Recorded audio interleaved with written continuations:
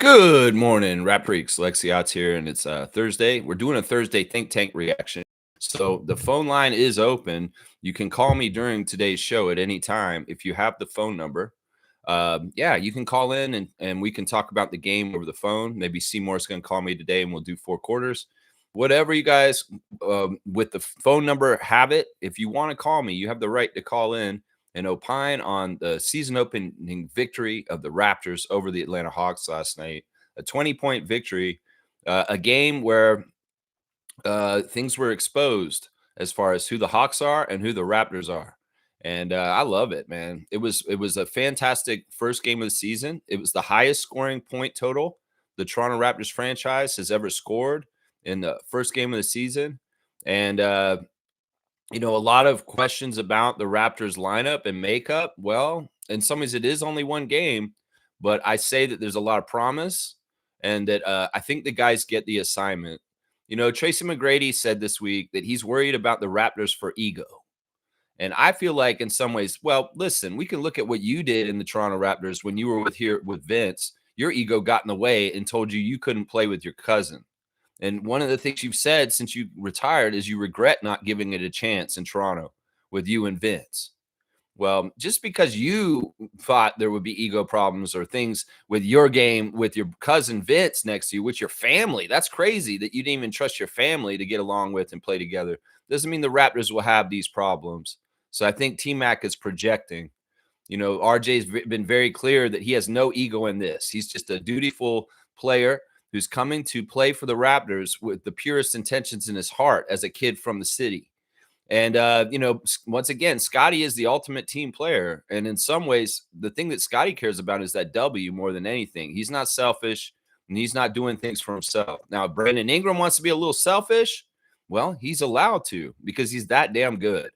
And he is the best scorer on our team. So, we can figure out a hierarchy and a balance of power on the offensive side for the Raptors, and it can all work real well. I mean, in fact, we kind of saw that last night, that the hierarchy and how it's going to be and this and that. There was very evident in some ways just kind of how it might go about. And when we do the stars of the game and we go over the box score, it'll tell more of the story.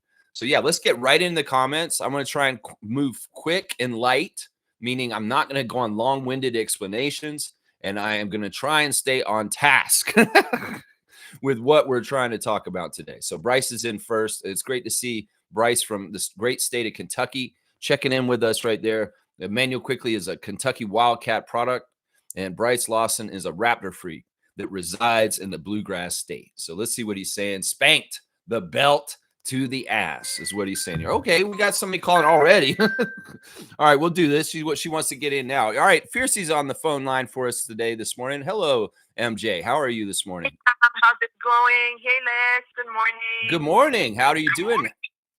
I'm doing great, especially after yesterday's game. Turn down my volume on the other way because there's an echo coming back in like the old radio shows. So your volume? Mine? You got to turn down the computer where you're listening to the show. Oh, okay. My bad. Sorry. No, it's okay. It's just something. We'll get a reverb. It's a regular radio problem when people call in shows, is that they'll have the radio on in the background and it'll come up loud.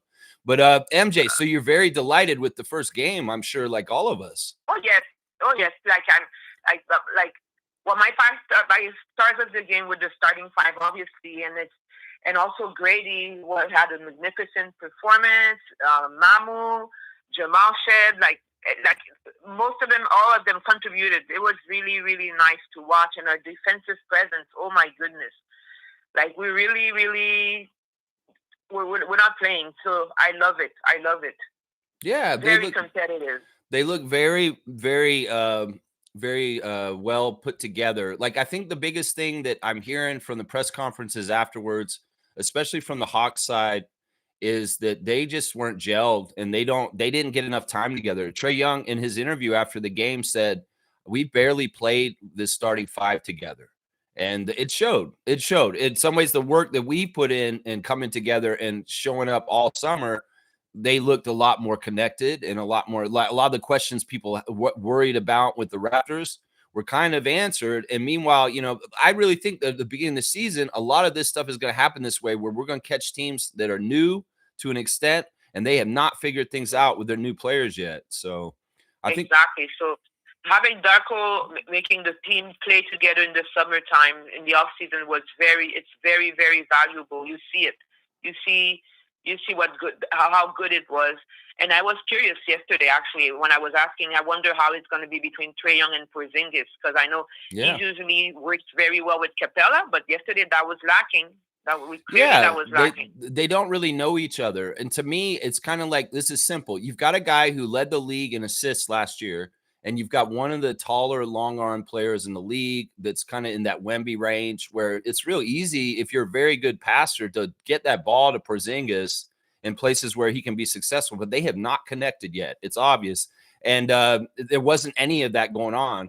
And in some ways, I would say this is a downgrade from Capella, purely because of the chemistry that was accrued over the years between Trae and Clint. So yes, yeah, because I looked at the box score. Jalen Johnson had more assists than Trae, and Trae is the point guard, so make sense. Yeah. Well, I mean, like they said, they were disconnected. And, you know, I even love that Trae Young said this in his interview, the cream rises to the top. And that's right. That's why we beat y'all by 20. Yeah, exactly. And also in the paint, we were very active. At some point, we had like 78 points. They were I was listening to the Atlanta broadcast, and they were saying that, oh my goodness, the Raptors are very dominant in the paint. I'm like, yeah, you got that right.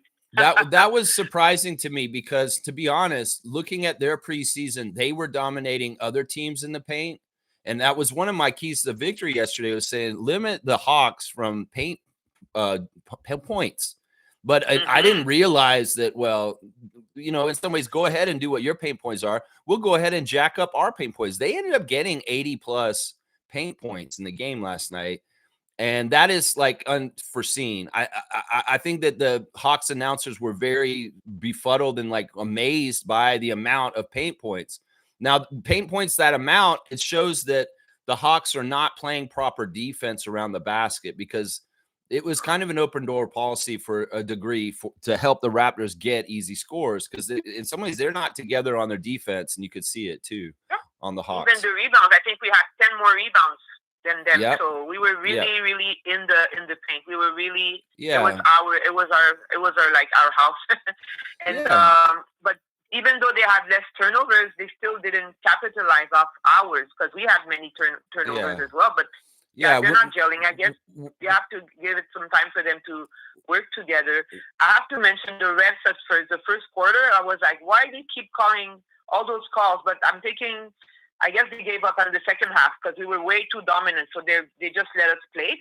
And at the second half, I think it turned around. We got more calls to the line. But at the first quarter, I was like, what's going on? Like, it's pretty I was going to talk about all this at different points, like the ref report and the stars of the game and the box score.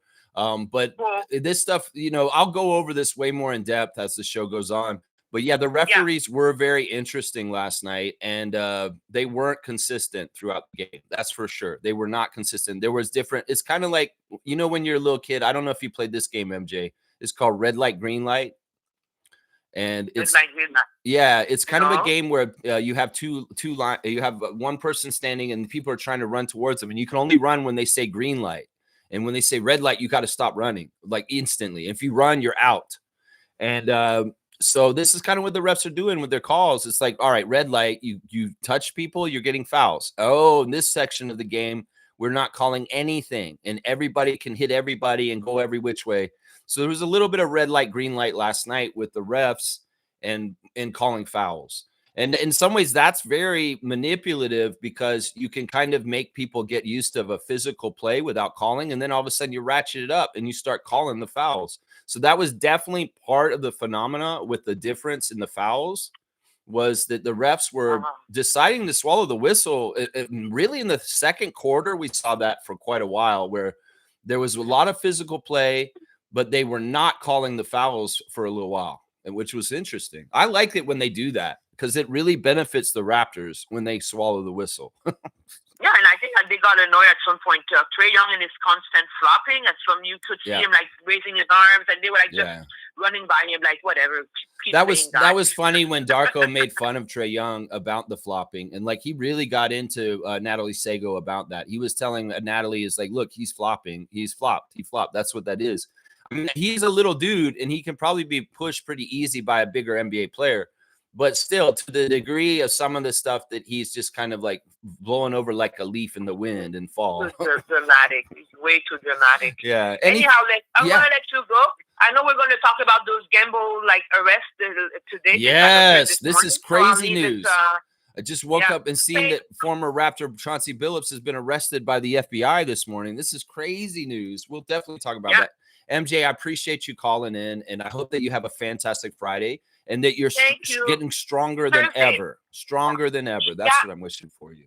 So thank you, Lex. You're welcome. Have a great day, everyone. Thank you. In the chat. Let's go, Raptors. Let's go, Raptors.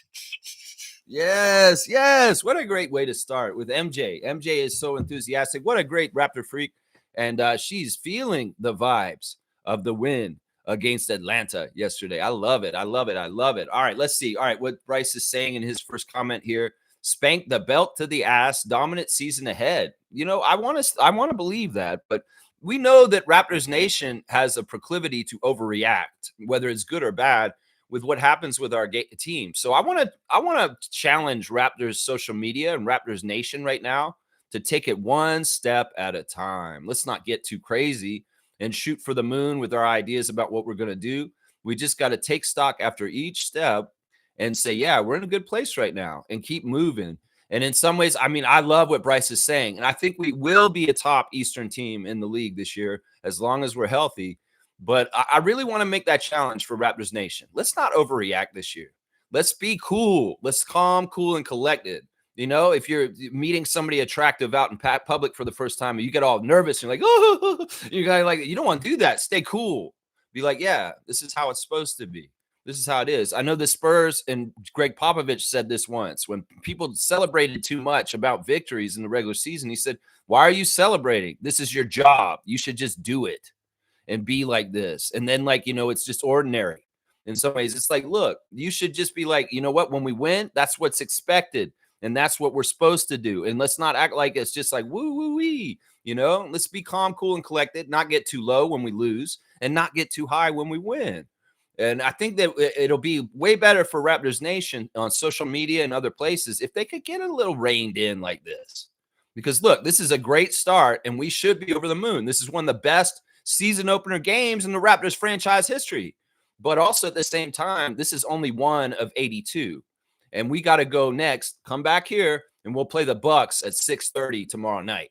And oh man, I can't wait. As much as we beat the Hawks last night, I think we're going to beat the Bucks even worse, y'all. Seriously, I do not have any faith in this Bucks team. They did win against the Wizards last night in a close game against the Wizards, but still, I'm expecting us to do a very similar thing to Milwaukee Bucks on Friday night when we meet them, guys. And I can tell Raptors Nation is going to get hyped and want to go to games and want to watch the games because this team is entertaining. This team is fun. And when you feel like you can win, Raptors fans, I know you come and support this team.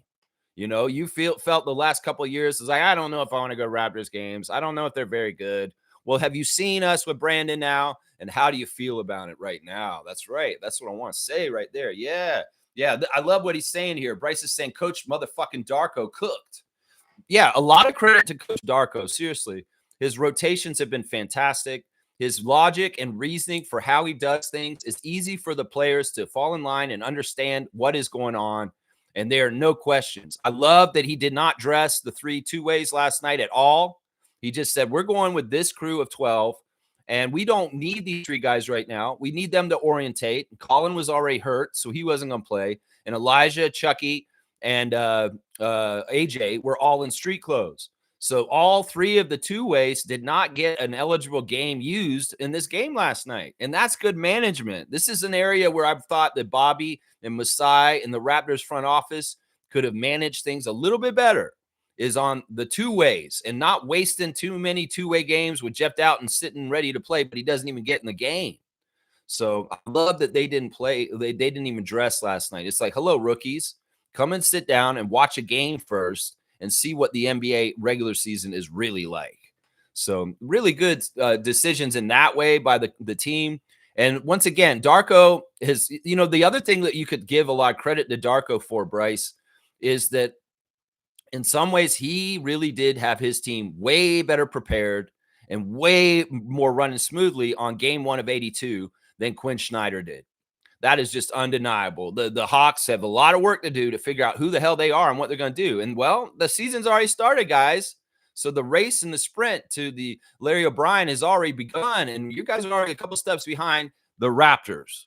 And, well, credit to Darko and his coaching staff and just the fantastic work they're doing. I love how fired up he was after the game, running around the locker room, punching at every player, like getting so hyped and so much of a ball of energy. We've seen these little bursts of expression from Coach Darko in back scenes, open gym scenes and stuff, and it's refreshing, and the players love it. You see them laughing and going crazy because their coach is hyped. And, that's fun. And, we saw that they have a new item called the Cobra, the Cobra staff, which is for a great defender in the game. And they upgraded that chain. Yeah, that chain says win for all on it now. And RJ was the first person to get the chain. And Ochai Agbaji was the first person to get the Cobra Defensive Player Award. It's really kind of a goofy staff like Serpentor would have from G.I. Joe. And it's kind of like Cobra. It's so weird, man. It's so weird that they got a Cobra staff this year. But yeah, he's saying this also. The movement was beautiful. The ball movement was very beautiful. And these guys are high-level talent to be able to make the ball go around like this. I mean, we've got our center throwing lobs in transition to RJ Barrett. We've got guys threading the needle in all kinds of different places. We got guys taking high-risk up the court passes that are perfect. And people are catching them and getting really good transition. The passing of the Raptors overall as a squad is top notch. And I love seeing it. And in some ways, that's the encouragement of Darko. Them having 30 plus assists in a game is a good sign that they're doing things right, is what I'm saying right there. Overall, a really good game. The Bucks better be ready. Let's fucking go, Raptors. That's right, Bryce. Let's go. Great to have your comment. Trevor J is in the house. Commissioner Fun. Trevor J, what is going on, my guy? The worst part of being strong is nobody ever checks if you're okay. They just assume you got it. You break in silence, wipe your own tears, and keep showing up like nothing happens. But truth is strength. Yeah, it's tough, man. It's tough. People can be seen as being very strong and kind of, but you don't know the weight that they're carrying in some ways. It is nice to have somebody that's kind of looking out for you on that side. And everybody hopefully has that kind of person in their life. But if you don't, and you're having to go alone and you have to be strong, I give you power from me right now to whoever you are around the world right now. Because, community and bonds and relationships and friends can get you through some tough times. And if you're isolated and you don't have those kind of things, it's tough. Trust me. This man right here knows a lot about that kind of stuff. But yeah, Trevor J, I appreciate you and your words of wisdom. The Commissioner of Fun, Trevor J, was on site at the game last night. He went down to the Hawks game with a group of about 10 or 12 people, including his wife, and I'm sure they got real loud. Now, they were saying it was a sellout at the game last night, Trevor, but I seen on TV that it betrays their comment. It's a sellout. Oh, okay. Well, where is everybody? That's what I'm wondering. Also, I'm wondering, they didn't have the announce crews sitting by the court once again. I wonder if this is a league-wide trend now that they're taking away the announce booths next to the court to have more seats for courtside, and that more and more of the broadcasters will be at this 200 level like they were last night in the Atlanta arena. It seems like a change for us in our arena now too. And we've seen this trend more recently in the last couple of years of them moving the broadcast teams away from the court and where they sit. It's very, very weird. Trevor's saying, don't mean you do not feel it. It just means you never let it stop you. Yeah. Talking about his words of wisdom. Yeah, if you're on your own and you're trying to be powerful, there is help out there. Don't try and be so strong that you think you can just go through it all by yourself. You can get the help you need. Canada has great resources. It's a humanitarian country. Unlike the United States, it still has stuff like the trans helpline. which is actually helping the kids in the United States because they opened up the service to the United States because, the policies of the White House have taken it away. So Canada is actually doing some help for kids in the United States that may need some help right now. But yeah, there's always resources out there, and don't be afraid to utilize them, is what I would say right there. Trevor's saying, what a beatdown last night. That no one seen coming. I don't know. I seen it coming. I was like, the announcers for the other team could be saying, who would have predicted this? I did kind of. I did. I kind of did. I didn't predict a route because I didn't want to go very confidently for sure. But the possibility of a route last night was there. And I was pretty sure the Raptors were going to win this game last night. So, people saying, who would have predicted this? Who would have thought? Well, people that are watching the Raptors closely like us, well, we could have probably predicted this was going to happen. I actually kind of said it yesterday. The Raptors will beat the Hawks because the Hawks don't have their shit together like we do. And we will beat them because we've been working together all summer long in Spain and Virginia and Austin, Texas and Miami, Florida and Toronto, Ontario, Canada. We've been working together for like 2 months or 3 months already since Vegas Summer League. And I don't know when the Hawks started going together, like Kristaps showed up in Atlanta to hang out with Trae Young. I don't know. They're behind, obviously. And I called this. And I think that this is a trend that we should be very thankful for some of the games we're getting at the beginning of the season, namely on Sunday when we play the Dallas Mavericks. Because the Mavericks, once again, are another team that has a lot of new faces, and they may not be completely gelled just like the Atlanta Hawks. And we may be able to go in there and smack Cooper Flagg and his little team around when we go down to Dallas on Sunday. The Spurs are looking real good. Wemby got 40 last night in the game, Spurs and Mavericks, and we're going to play both of them in a back-to-back Sunday and Monday, a Texas two-step. And I'm more worried about the Spurs than anybody in the first 5 games of the season. Seriously, because, Atlanta, Milwaukee, Dallas, San Antonio, Houston. Yeah, I'm a little bit worried about the Spurs. Rockets may be tough too. But yeah, Dallas is going to be ripe for the picking when we go down there because, like I said, they may not have their shit together totally like Atlanta is the way that they were last night. That's what I'm saying, man. That's right. Got beat up just like when all your friends jumped. Yeah, that's no good. We don't want to talk about that. Trevor's saying Hawks fans could not take it last night. They all walked out in the fourth quarter, watch their team get destroyed. Yeah, they wanted to have a party. They were like, we're anointed a new team in the NBA as a coming up team, and we're going to have a debut, and we're going to be so different this year. And we're going to be one of the best Eastern teams. That's what ESPN told me. I'm so happy, finally. Man, they can say all the shit they want, but that don't mean it's reality. That's the thing. You could toot your horn. You could get your horn tooted by Bleacher Report. And all these other people say, oh, the Hawks got Porzingis. They're going to be good. I mean, Porzingis was good. He shot a good threes, but other than that, he didn't do jack shit to help them. And, it doesn't just immediately work. Add ingredients. You got to mix it up. And you got to cook it right to make it gel and be right. And Hawks fans, you're not there yet. And the crazy thing is y'all may not figure it out in time and with the beats of the season, and you may have a very dysfunctional season no matter what. I'm telling you right now, Porzingis is not a team player. He's a weird dude. And in some ways, your team's going to be weird partly because of him. So, yeah, it's, I love it. They were sold something ahead of the year by the bullshit of ESPN and all that. And, well, they found out reality. And this is what we're going to be. We're on the Raptors reality tour. That's what we're going to call it this year. Hello, welcome to the Raptors reality tour 2025-2026. We're coming to your town. And our show's really interesting because we show you the reality of the truth of the NBA. And that's what we're going to be doing to people all year. We're going to do it to Milwaukee on Friday. We're going to do it to Dallas on Sunday too. Reality tour, the Raptors reality tour. This is the reality, bitch. Brandon Ingram, let's go. Let's go. That's right. That's what it is right there. They all left. Oh, boo. They shouldn't have told them that they were going to be so good. They lied to them. That's right. Well, we'll have to see. Trevor J has brought up that Terry Rozier was arrested early Thursday morning as part of an FBI sports betting and gambling probe. Yeah, in some ways, this is very interesting. Anything FBI or USA government, I do not trust right now. In some ways, this is kind of bullshit. In some ways, Chauncey Billups and Terry Rozier may have a case because criminals are prosecuting them. Everything that Trump's doing right now in some ways may get rescinded. So even if Chauncey and Terry are guilty, they may get this thing going away, because in the end, they'll say everything Trump did was wrong, and we have to erase his whole part of history. So I bet Chauncey has to hope for that. This is a bad look. This is a man who's a Hall of Famer. This is a man who's an NBA champion. This is a man who's a coach in the NBA, and he is in trouble for gambling. This is a horrible scandal. It's very bad for the NBA because it's a coach.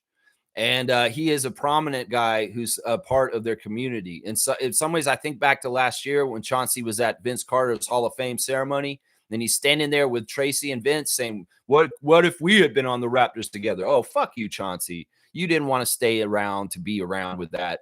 When he's like, what if we were on the team together, guys? And it's like, Chauncey, in some ways, he was a Raptor for a season, but he was on the down low, kind of like Kenny Anderson, never wanted to be here, kind of like Alonzo Mourning.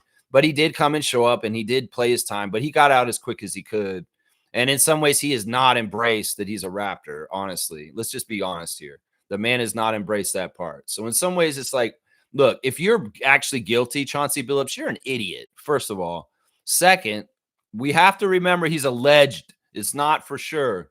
And, the things that happened with Malik Beasley and Terry Rozier have been sketchy and kind of up and down, but all of a sudden, Terry Rozier's name's back out in this.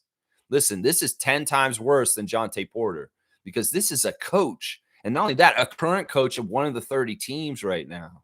It is a bad, bad thing. But speaking of coach, guys, it is reported that yesterday the Toronto Tempo have hired Sandy Brondello, former coach of the New York Liberty, as their first ever coach for the Toronto Tempo franchise. It is not officially announced, but it's unofficially reported that this is going to be the hire for the Tempo. And I'm super excited. That's a first premium choice. I think that anybody who knows WNBA knows that this is the best candidate for coaching that is available this summer, this time for the coaching vacancies. She's just coming off of a championship with the Liberty in 2024. And once again, this has a lot of shades of Tom Thibodeau. What have you done for me lately? We're going to fire you because we're impatient. We're New York City. And Sandy Brondello, well, she's loose. She's out there, and Teresa Resch has called her and said, yeah, come on up to Toronto and be the first ever inaugural coach of the Toronto Tempo. Let's make history. Let's make history. If this is reported, and I think it's not official completely, this is a huge, huge hire for Teresa and the Tempo franchise, because this is a woman who's already won 2 WNBA championships with the Mercury and the Liberty. That will be the head coach of the Toronto Tempo. This is exciting news. I'm really happy that they kind of did this before the Raptors season started. And, I want to give all the flowers in the world to this hire. This is a huge deal, Teresa. I'm so proud of you guys. And this really bodes well that we're going to have a very capable coach coaching our WNBA team here in Toronto, because she's like that. In fact, some people say she's one of the best coaches in the WNBA in the recent era. So there you go. This is fantastic, man. James is here. Raptor Freak James, good to see you, my guy. RJ is a keeper. All that trade discussions between Raptors fans going to die down. I hope so. I hope so. What is your problem with RJ? Oh, we shouldn't keep him just because he's a Canadian guy. Why? Or who's saying that? Are you Canadian when you say that? Oh, we shouldn't keep him just because he's a Canadian guy. Oh, we can't keep him. He can't play defense. I beg to differ. I think that he can play defense. We can't keep him. He shoots too much and he misses too much. I beg to differ. In fact, let's do the stars of the game right now. RJ Barrett is my number one star of the game for last night's game. He had 30 minutes on the court, and listen to this shooting. 9 of 12. 9 of 12. You going to tell me this man is an efficient player? No. Stats don't lie. That's right. We're on the reality tour. The RJ and the Raptor reality tour. That's right. We're putting that reality TV on TV for y'all to see the reality is what's going on here. He got 25 points in 30 minutes on 12 shots. That is high-level shit. He got 25 points on 12 shots. Meanwhile, Allen Iverson used to get 20 points on 30 shots. I'm telling you, this is efficiency. 8 rebounds, 5 assists, 2 steals, 4 turnovers. That's the big blemish. He was 2 of 4 at the three-point line. And why not give me a 5 for 5 at the line too, RJ? Oh, yeah. You guys, what? You guys criticized me about my free throws? Well, look, 5 for 5, first game of the season.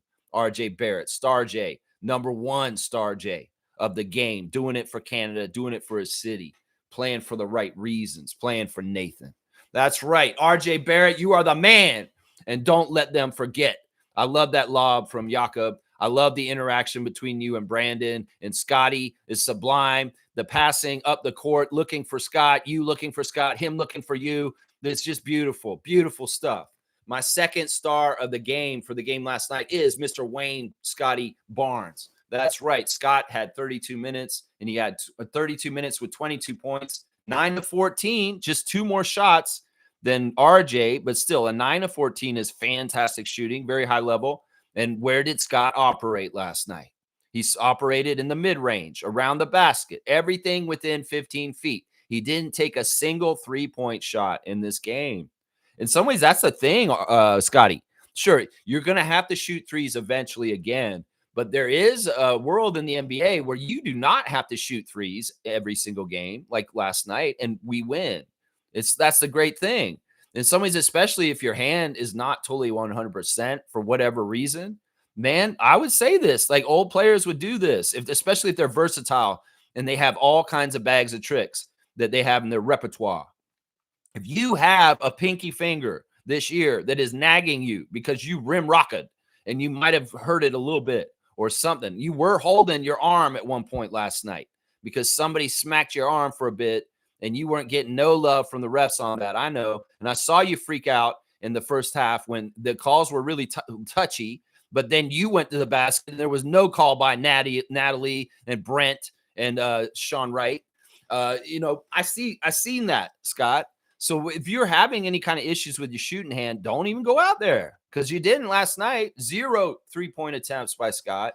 If you have a 3-point attempt, give it to Emmanuel. That's what I'm saying right now. 4 for 4 at the free throw line, 6 rebounds, 9 assists, 1 steal, 2 blocks, only 1 turnover, a +9.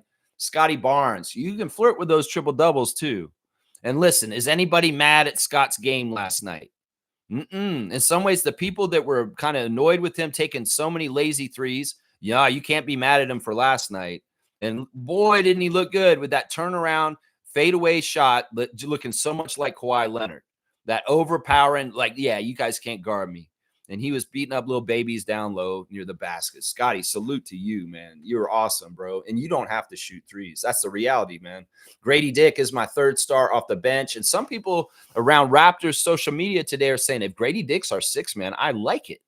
They're not all pining and getting all crazy. Grady should start. Grady should start. RJ should come off the bench. No, we're not hearing that all of a sudden. In fact, some people are saying Grady Dick for 6th man of the year now. And you know what? That's a reality that could happen. We just need to get him consistent opportunities to be consistent. The problem is with a sharpshooter as a 6th man, it's tougher for them to get 6th man because there will be cold periods during the year that don't look as good. But Grady, great first start of the year last night. And man, I'm digging the facial hair, guy. Seriously, your goofy little goatee. You see it a little bit. It's a dirty blonde. You got to get it dirtier or something like that. I don't know. Just make sure it doesn't pube out is what I'm saying, Grady. Yeah, you want to keep it tight and clean. But if you grow it too weird, it might kind of start, yeah. Let's see. Grady's saying 24 minutes, 6 of 10 from the field, 2 of 4 from 3, 7 of 8 at the free throw line, 5 rebounds, 1 steal, no turnovers, a +18 with 21 points. Grady was the 2nd highest plus-minus on the Raptors last night. Yeah, he's just, you know what it is, man? He's going all out and he's getting hit. He's going to the basket. He talked about it in the interview after the game that, is this the way he's going to have to play all year? Yeah, and he's fine with it. He's going to have to go and be physical, and he's going to have to take drives and hits. When he goes down to the lane, he's going to try, and he's got to make those layups just like Emmanuel. Emmanuel's going down there and getting hit and putting on the floor too. But that's what y'all have to do. Get those paint touches. Don't be lazy. Don't shy away from the contact and go get it, Grady. You're 1 more year in, and you're bigger and stronger, Dick. That's right. So let's go. Let's go. All right. Star number 4 is Mr. Notorious BI3. 27 minutes for his Raptors official debut. Only 16 points, which let's not quibble this. Does it matter that Brandon didn't get 25? No. Like I said, the water in each person's container is going to be different levels, but from game to game. And Brandon may only get 16 now, but he may have 32 the next game. So let's allow Raptors fans for a fluidity and an amorphous blob of what our box score looks like with each individual and what they're contributing to our team. This Scotty may do this night, and he may not do it so well the next night. But RJ's doing it phenomenally this way. But then RJ may be down on this night, and Emmanuel's up on this night. We just got to allow our extra ultra talented starting five to figure it out every single night, and they will get the contributions, and they will figure it out. Trust me. Brandon Ingram's a dominant player. As Grady Dick said last night after the game, Brandon can go get his shot whenever he wants. And this is something the Raptors have not enjoyed since really kind of Pascal a little bit. And maybe really it's Kawhi Leonard. You know, I've said this a couple times. There's only 3 players in the history of the Raptors that got it like this: Vince Carter, Kawhi Leonard, and Brandon Ingram. So Raptors fans, you hear what I'm saying right now. If you are not knowledgeable about Brandon Ingram, this is the level we got. And this is what he can do for us. So be ready. Strap yourself in. We're going on a ride this year. That's what I'm saying. 7 of 16 for Brandon, 0 of 2 at the 3, 2 of 3 at the free throw line, 9 rebounds, 3 assists, 2 steals, plus 14 with 16 points. Yeah, and he didn't really even need to do any clutch stuff because the game was out of hand and we ran roughshod over the Atlanta Hawks. Yeah, it's awesome. Darko said after the game in his interview that every single player on the Raptors last night did not play their best game, and they all had the ability to play even better.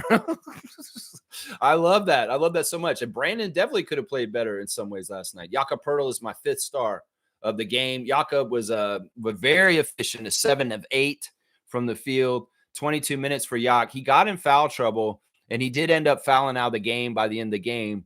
But he was just solid. There was a lot of physicalness with Kristaps at the beginning of the game. In fact, Jakob got his mask knocked off by Porzingis at one point, and there was some crazy shit there. But yeah, it was tough. You know, Porzingis is an issue near the basket. He is definitely tough to try and score on when he's around down there. And Jakob had a little trouble operating around Kristaps, but still 7 or 8. A lot of what Jakob was doing to score was what I call Fluterhausen, which is where he does weird little drives or puts the ball on the floor and he's moving towards the basket and making a really crazy layup. In fact, it's very athletic how often what Jakob does with those crazy Fluterhausen layups. They're amazing. Like he's like, woo, woo. It's like strudel. It's like, I don't know, put another Austrian kind of word in there. Bavarian strudel. It's like, it's a Strudelhausen. Woo, I'm going to lay it in. You know, I love those moves. And yeah, he had a couple of those last night in the game. 6 rebounds for Yak, 2 assists, 1 block, and he fouled out. 14 points in 22 minutes. Yeah, and like, look, they asked RJ, were you surprised? This is Danielle Michaud. I mean, Danielle, come on. Now, you're going to be new to the media scrum. You're going to be asking questions in the media room and doing the sideline reporting. Man, don't make it look like you were so out of touch in the studio when you were a studio host. Because you don't know jack shit about basketball. You still show your ass all the time. Like, this was so dumb. She asked RJ Barrett, did it surprise you that Jakob threw a lob to you and transition? No. That doesn't surprise anybody who's watched the Raptors with Jakob Poeltl the last couple of years. Danielle Michaud, you tell on yourself that you're not a knowledgeable person covering the Raptors. That you don't. That we all know Yak can pass. And like RJ's like, man, we love Yak. We know he can do this. It's like, yeah, we all know. The team knows. The coaches know. The fans know. But apparently Danielle Michaud doesn't know that Jakob Poeltl is a plus passer as a center. It's like, why would you ask that? Seriously, it's ridiculous. Y'all, they did so good. It was a rout. We're going 7 stars. So 2 more stars. My 6th star of the game is Sandro Mamu Kelevishvili. Damn it. Sandro Mamu. 17 minutes for Sandro, only 7 points, but he had the highest plus minus, a plus 21, 3 for 6 from the field. He hit a key 3 when he was left open at one point, 4 rebounds, 3 assists, 1 block. And in some ways, it's just we like having a good backup center that's active. I think that we saw one of the best benefits of Sandro on our team is that he really gets up and down the court really quick for the center. And that's going to be really, really good when we're doing our hurry-up transition offense, get down the court real fast because Sandro's not slowing us down. And I still think that is such a huge, underrated pickup this summer that nobody's talked about in the NBA. It's like, sure, you can talk about Desmond Bane, you can talk about this, but in some ways, Sandro Mamu is one of these players that is an underrated pickup in the offseason. And the Raptors fans should be very delighted with him. Spurs fans are very sad that he's gone. In fact, Spurs Nation was posting things before the game yesterday about it doesn't feel the same without this guy. And they had a picture of Sandro on there. So they really like him, man. I'm telling you. But yeah, Sandro, a little bit of all the bag of tricks, a good, solid backup center. And he is the backup center. You saw he came in with the unit. Darko elaborated Jonathan Mobo's role after the game last night. He's saying basically that he told Jonathan, you have to stay ready in case we have big foul trouble. So I think that what he's going to use Mobo for this season is if anybody gets in foul trouble, as far as Sandro or Jakob or any of the bigs, that then Jonathan will get his name called and he'll get in the game because of foul trouble. So it could very well be Mobo wasn't necessarily going to play a lot last night, but when Jakob got the early calls, then Jonathan was activated. And Darko said he's very upfront with Jonathan, saying, this may be your role this year.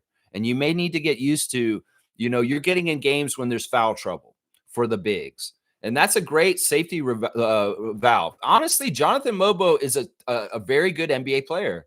He's playing very solid defense, and he doesn't mess up as much as he did last year.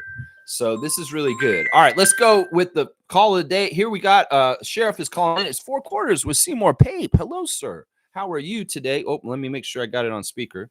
Here you go. What's going down? You good? Yeah, I'm good, man. I'm fantastic. After a game like that and the Blue Jays being in the World Series, what's not to like this week, right? That's true. I was stuck in traffic. I didn't get a chance to see the game because I didn't get off work yesterday until 4:30, and that's when tip-off started. So I was stuck in traffic, and then I had some running around to do. So I guess you can't really catch the game on the radio out there. They're not playing the game on the radio there, are they? I don't even use radio out here. It's all banjos and strings. All you hearing on the radio out here.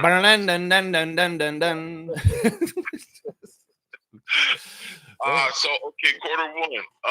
Yeah. With this thing I see on the internet about Ochai Agbaji not getting an extension. Does that go what we were talking about with Jacoby and Grady and Ochai and how you put Ochai at the top of the pecking order? So does that have anything to do with what we were talking about before? I will say this. All right. I don't want to confuse anybody because there was signings. There were extensions for Grady and Jacoby this week. Yeah. But that's really because, all right, it's because of where Ochai is in his years, right? So Oshai's at the end of his rookie contract, basically. And basically for the Raptors to extend him now, they have to put down big money. And it would be something like what happened with Christian Brune with Denver. And a whole class of guys from that draft did not get this happen. Walker Kessler being one of them. Benedict Mathern's another one. So these are players that are going to be free agents at the end of the year. Now, what it is they're not unrestricted free agents. They're restricted free agents, meaning that at the end of the year, the Raptors are not putting the money down on Ochai now. They want to see how he does for the whole entire season. And, well, depending on the fit and depending on the money and the things like that, also, he's going to test the free agency market and see what other teams will offer him. But the Raptors reserve the right to match whatever number other teams may give him. So it's all basically Bobby's can't make the decision and lock the money down on Ochai right now because he can't just declare Ochai has won this position battle on our team. He has to let the whole season come through. So it's the right decision. It doesn't necessarily mean Oshai's gone. It just means he's going to be a restricted free agent at the end of the season. And he will be allowed to test the market, and we will be allowed to match whatever anybody else tries to give him. So that's where we're at. Yeah, that's very important that we have that restricted tag on him so we can match. That's very important to have. Yeah. And but we just have to see what his market value is and see if Bobby does decide that he wants to try and match it with his general managing. And the thing with Jacoby and Grady that they did this week is basically they're saying we have interest in continuing to go forward with Jacoby and Grady on their rookie contract. So we're taking the team option on them to get next year also after this year. So that's good because in some ways we're investing in Dick and Walter to be on our team next year. We're saying, guys, you don't worry about things this year. You're good for next year too because we've got you solid for next year. So that's kind of what the housekeeping is on those statuses with those three players. All right, you want to do number 2? Yeah. So stateside, we have Kendrick Perkins and we got Charles Barkley. Yeah. So, Kendrick P and Charles B. Yeah. For us down there. Who are you giving the tail of the tape to between the two for those who are for them rooting for us? Who would you say you want to you're putting first? Like, who are you listening to more, Charles or Kendrick? You mean like the power rankings of who I like to like? Well, Charles by far. Kendrick Perkins is a weird prognosticator in person. He sometimes is very bad with his takes, but he's been very fair to the Raptors over the years, and I give him a lot of credit for that. Charles has been pretty fair to the Raptors for the whole entire franchise being existing.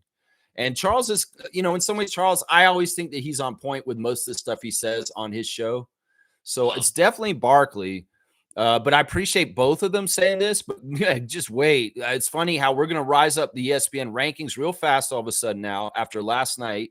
And all of a sudden, a bunch of people that are talking heads around the NBA are going to be saying and singing different tunes about us. All of a sudden, like magically just got awoken to like the reality. That's what I'm calling this. This is the Raptors reality tour. And these motherfuckers are going to find out reality when RJ and the crew come to do their teams down like they did the Atlanta Hawks last night. Oh, yeah, it's going to be fun. But, yeah, Charles all the way, baby. Let's go. I think it was weird seeing them on ESPN this week. It's weird. Yeah, it was. But I feel bad on my take because I said Raptors by 9. I was pretty confident we were going to win. I said Raptors, and then we ended up spanking them by 20. I didn't expect 20. Yeah. Didn't expect 20, but I didn't either. I didn't either. I thought, listen, I don't want to be too cocky or sure of ourselves. And in some ways, I allowed for the possibility that the Raptors would play badly and Atlanta would be very good and we could lose. So I started from my mindset, it's like, this is an even matchup, but in some ways I can understand where the Raptors are going to beat the Hawks because of gelling. And that's kind of how it worked out. Now the margin got bigger because later in the game, the Hawks gave up.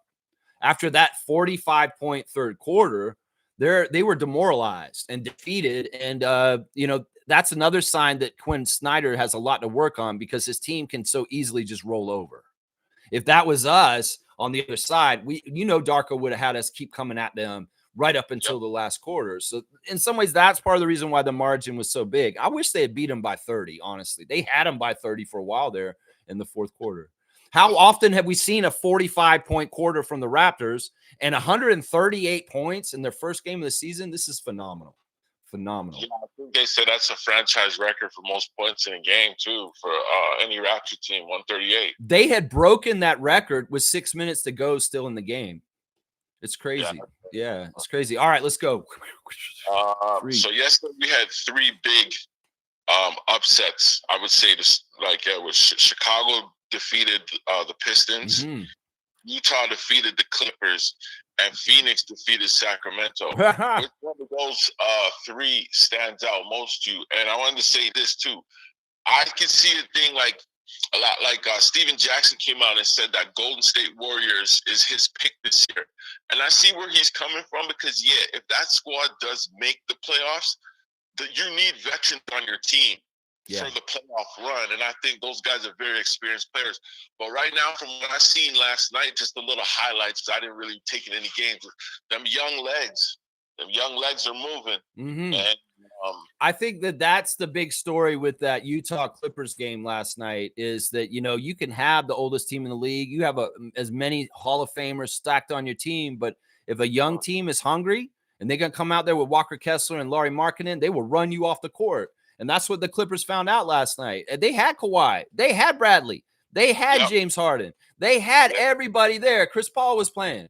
And that old-ass team got run off the court by the new era of the NBA. That's why I feel like Clippers, you're in trouble this year. Not only are you guys going to be hurt, but even if you guys show up, you may get outclassed just from putting in energy. That's the thing right there. So that's the reality that showed on that. And then I love what you talk about with the Bulls beating the Pistons. Because, listen, everybody's talking so much trash about Orlando, Detroit, and Atlanta being these upstart teams. And in some ways, I'm going to say this right now. Y'all are giving it to Detroit too soon. They lost some good veteran leadership. And, look, Chicago with Vucevic did some stuff to them and got them in a close game last night.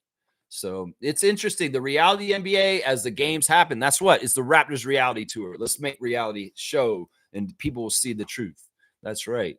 So the other game, I didn't really pay attention. I saw that early on, the Suns were getting blown out by this Sacramento, but they came back and ended up winning that at the end. Wow, that's no good.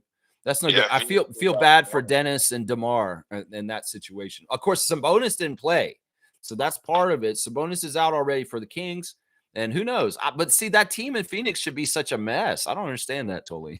I didn't look at that box score. They do have some young legs. Like they have a guy, Ryan Dunn. He's pretty young.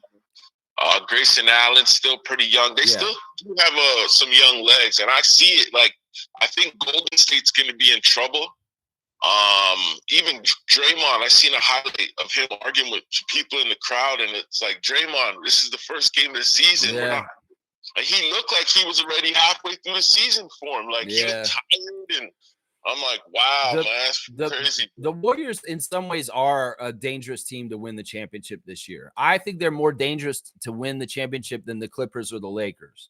And it really is their pedigree, is their knowledge. But once again, they're very old.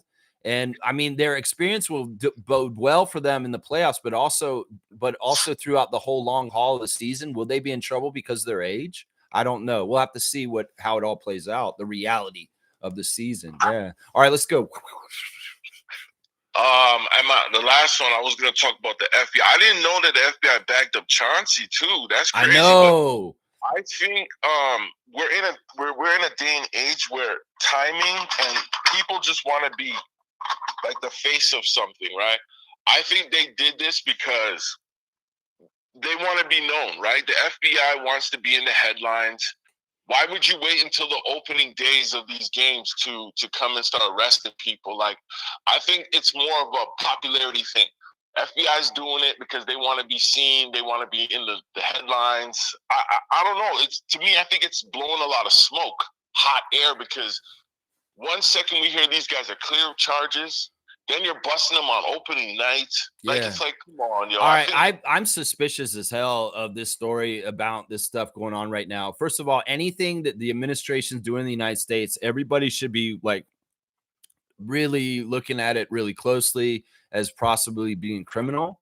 Now, I agree with you. The timing is really bad. In some ways, we could wonder that is this people trying to hurt the NBA?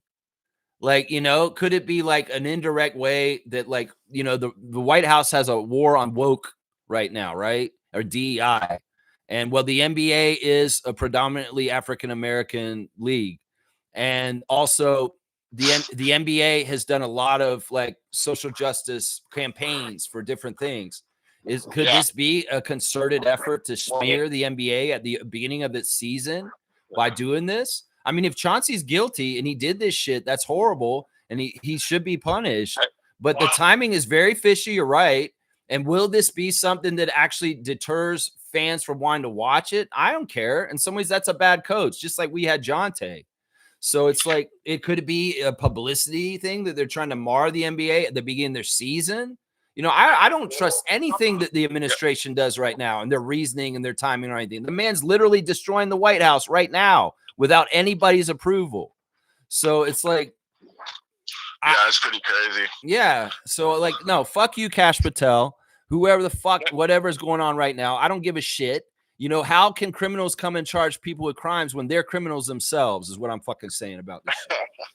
So, well, yo, I gotta get to some shit here, but y'all have a great day, and I'm listening, yo. Yeah, all right, Seymour. Thank you for calling in from Calgary. That's the Sheriff Seymour Pape with the 4 quarters, our weekly segment when we do the call-in. I love getting the call from Seymour and talking about 4 quarters of topics.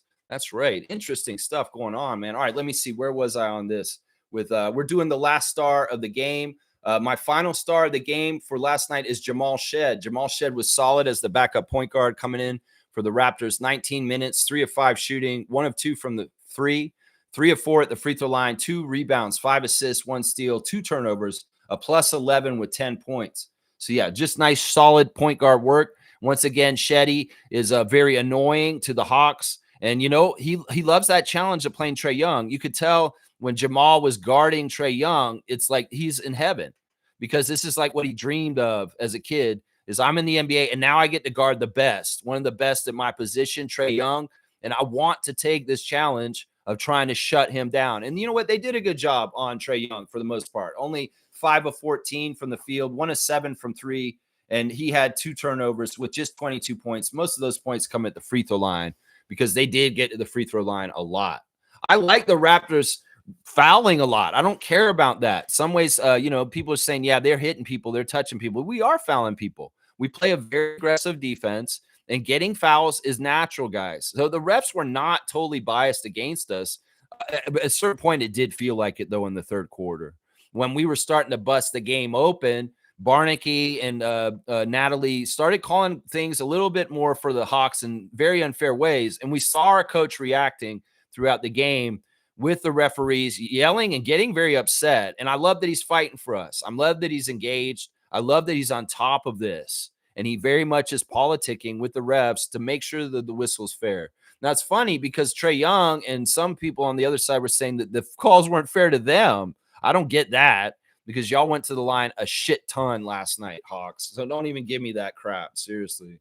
So, yeah, it's very interesting referee stuff last night. Like I said, it was a game of red light, green light. In the beginning of the game, touch fouls here. You come in, you just breathe on Trae Young. He's going the line. And then at some point around the beginning of the second quarter, they let it open and guys could go all out. And if our guys are going all out, they can do this. I don't think Darko's afraid of Raptors getting in foul trouble. At the beginning at his press conference, he said, yeah, we got guys in foul trouble early in the game, but that means more time for somebody else coming in the game, Jonathan Mobo. So he's not afraid for them to play aggressive and try and keep Yak out of foul trouble. Maybe in certain matchups, he'll be more worried about this, but I like that. I like that. It's like, don't hold yourself back because you're worried about foul trouble. Go all out and be disruptive, annoy the hell out of them, make their lives miserable, and get that ball loose because that's what we're supposed to do as a defensive team. We're supposed to annoy the other team.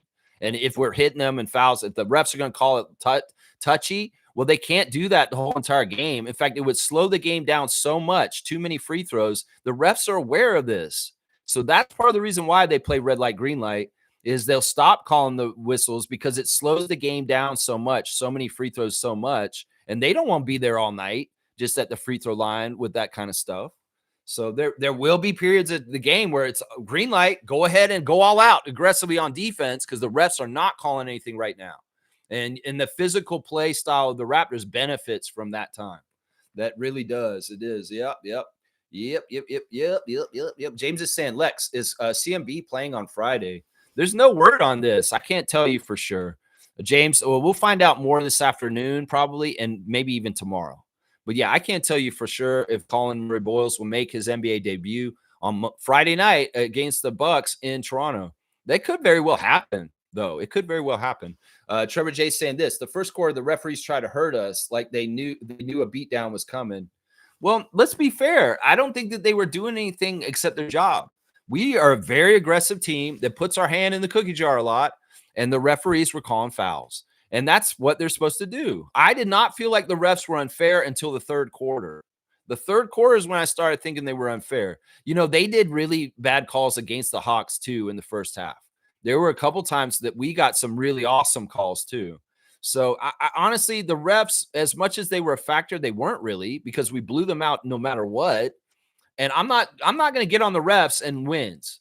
Seriously, maybe I'll come around and get on the refs and losses where we really did get a detriment and we were partly caused to lose because the referees had a hand in this. But I'm not going to do this every single game where I'm going to whine and cry because another team gets foul shots because we are an aggressive fouling team and we need to own that up. And let's not act like we're perfect or we're innocent. We are not. We're fouling people. They should be going the line. It's just the truth. And I mean, I think that a Hawks fan that comes and watches me today would say, look, he's admitting it, and they would respect us more instead of trying to say, we didn't foul them. They don't deserve all that stuff. So I think that they did try and tilt the favor towards the Hawks in the third quarter with the calls, but it was too late. We were running all over them with a 45-point quarter. And in some ways, they were trying to help the Hawks a little bit to keep it kind of competitive. and not totally demoralize that franchise, their crowd, and their team. So there was a little bit of help in the third, and that's when I started to get annoyed with Sego, Bernecki, and Wright. That's when I started to get annoyed with them. But I'm watching them like the microscope, and I didn't see anything wrong with how they called it. And if they're going to play red light, green light, we just have to be aware of that. When they do red light, green light, that they can turn it on and off when they want to, and it can be manipulative in times in the game, especially if they decide to turn the red light on when a team is all of a sudden trying to get a run going to get back in the game. Like let's say the Raptors are down by 5 or 6, and they're starting to get gumption, and they're starting to come back in the game. If the refs change the way they call the whistle, it could be very manipulative in the outcome and what's happening in the game. So pay attention to that. But yeah, I'm not going to get on the refs for last night. They were biased towards Atlanta, though. I will say that. But we still won. Who cares? Trevor's saying my stars: RJ, Scotty, Ingram, Grady, Shed, and Oshai. Yeah, Oshai getting the Cobra staff last night was awesome because it really kind of fit with his underrated contributions to the team. Oshai didn't have the most stellar stat line. 20 minutes, 2 for 5, missed all 3 of his threes, 3 rebounds, 1 assist, 2 steals, 0 turnovers, plus 15 with 4 points. But Darko said after the game that he gave the staff to him because he felt like he had a crucial part in the turning of the game with his defensive energy, and that he gives a lot of credit to Abaji for when the Raptors busted this game open. So that's interesting. He was not a huge offensive person, and I think that this is showing signs that the chain may be really going around on the necks of the starters a lot this year, but that staff may be going to unsung defensive players that don't score a lot from the bench. And Abaji was that guy. We'll go over the rest of the players. Emmanuel Quickley is an honorable mention last night for me. He didn't make any of his threes last night. He was 0 for 7. But did that matter? No, because he was extremely effective as a player in contributing to the win, even if he wasn't hitting his big shot. Am I mad at him for shooting all 7 threes? No. In fact, if Scotty has 3-point attempts, give him to Emmanuel, seriously. And I don't mind that he missed all of them. And once again, we showed that Emmanuel can be helpful to winning just by being a point guard. He reverted really to being a point guard last night. We saw him being a more traditional point guard. And people that think that Emmanuel can't play point guard, you're idiots. Once again, reality tour. The reality is Emmanuel is trained to be a point guard. And if he has to play traditional point guard role kind of stuff, well, we saw it last night. That man was setting people up. He led the team in assists. That's what the point guard does, people. So I don't understand why y'all don't think he's a point guard. 5 of 12 from the field, 3 of 4 at the free throw line, 4 rebounds, 8 assists, and 3 turnovers, 1 steal, a +9 with 13 points. Emmanuel got a lot of his points late in the fourth quarter, just kind of getting his stat line up in some ways. I could tell he's trying to get some garbage points just to get his stuff up. But yeah, great game by him. I thought he played within himself. He didn't take away from the rest of the game selfishly in any kind of way. And even if he didn't make his outside shot, he proves that he can contribute to everything. Plus, let's say that he's underrated on defense and he's actually starting to play the level of defense that everybody else is on the Raptors right now. So that's fantastic. Jamison Battle came in for 9 minutes. It was 1 of 3. And he got 3 rebounds and 2 points. Jonathan Mobo getting in because of foul trouble. 11 minutes for him. 2 of 4 from the field, 4 rebounds and 4 points. And I love the synergy between Scott and Jonathan. It's a real one. It's a built-up chemistry. And there's a lot of value in having Jonathan on the team just from the trust and the chemistry that he has with Barnes. And I'm really starting to trust Jonathan around the basket to put that ball through into the hoop. Because last night we saw a couple times where he didn't successfully put the ball in the first time, but on second attempt, he went and got the offensive rebound and cleaned it up and then put it back in again.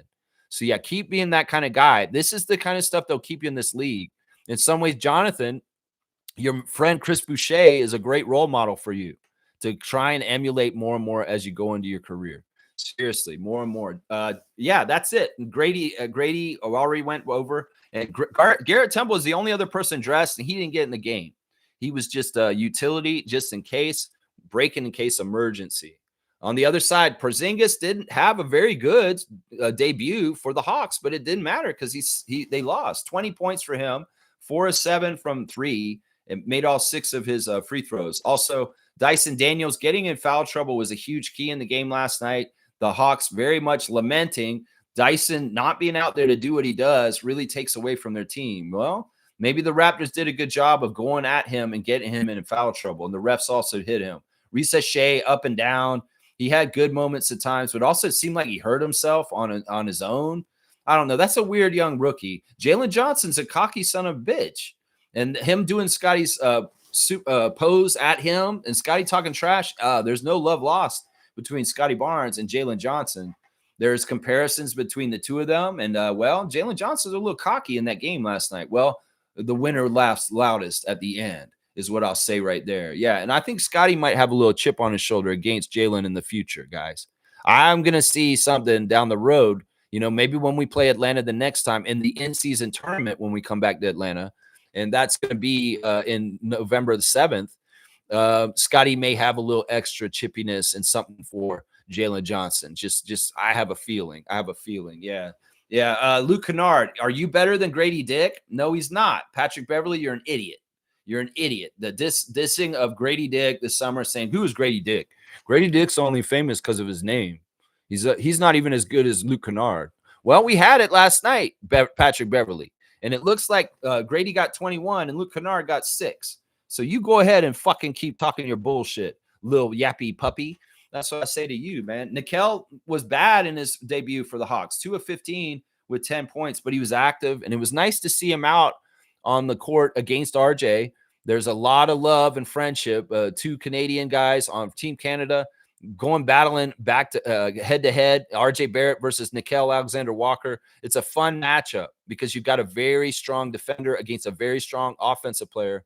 And there was major shit talk between our Ontario boys that were in that game last night. There was major shit talk. And RJ was talking some mad trash to him. He was giving him reality, is what I'm saying. Their rookie, Keaton Wallace, somehow, some way, maybe he doesn't tie his shoes up, but he lost his shoe, and then he slipped on his sock, and he busted his mouth open by himself on the court. That was one of the weirdest things I've ever seen. He had a bit lip, and he might have lost a chiclet, too, on the court. It looked like they had to go take a tooth or something. Well, welcome to the NBA, man. You don't even need somebody out there to hurt you. You might just hurt yourself because your sock made you slip. So, yeah, looking on the other side a little bit at the Hawks and what happened with them last night. Yeah, Jalen Johnson, man, you are a fiery dude, but watch out, man. Watch out. Scotty, you don't want to piss off Scotty. That's what I'm saying right there. Yeah, that's what I'm saying. All right, let's keep going into the chat and see what's going on here. Bam, bam, bam. Yeah, it's crazy that Chauncey got arrested this morning. Very, very crazy. In some ways, look, he doesn't want to associate himself with the Raptors Nation. Guys, he's not in our Raptors Nation anymore. If this is true and he's in trouble, we're excommunicating him from the history of our Raptors. And he never embraced it anyway. And it's not like he's associated with us, really. So in some ways, nah. If the ESPN people start coming around saying, look at what's wrong with Raptor people. First Jonte and now Chauncey. Nah, motherfucker, you do not associate Billups with us. You better go put him with Denver and Detroit right now. Because that motherfucker turned his back on Toronto. He's not a Raptor. And if he's guilty of these charges, well, he goes the way of Jonte, exiled in shame. Exiled in shame from the franchise history in some ways. It's like, if this is all true, I believe in innocence until proven guilty. And in some ways, I hope that Chauncey is not guilty. I really do. I don't want him to be guilty because it's not good for the NBA overall. And in some ways, it's like, I hope that this is not founded. I really do. I don't want him in trouble. I'm not gleeful about this news in any kind of way. It's not that I like Chauncey or I care about him.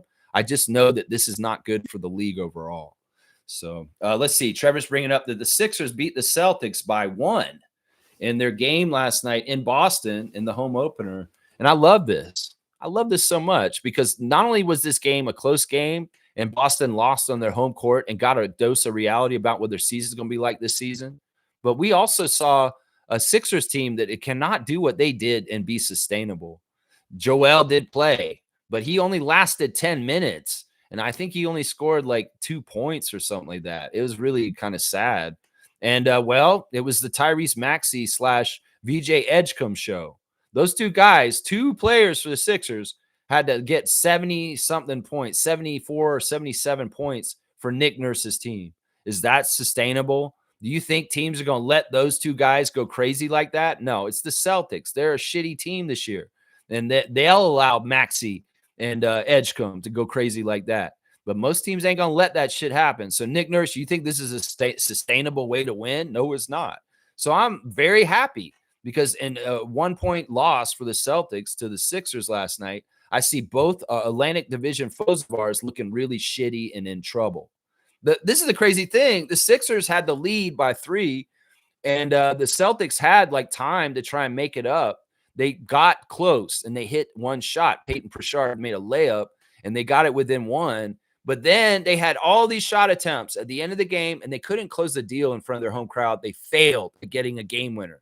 And one of the shots was a layup by Peyton Pritchard that he missed.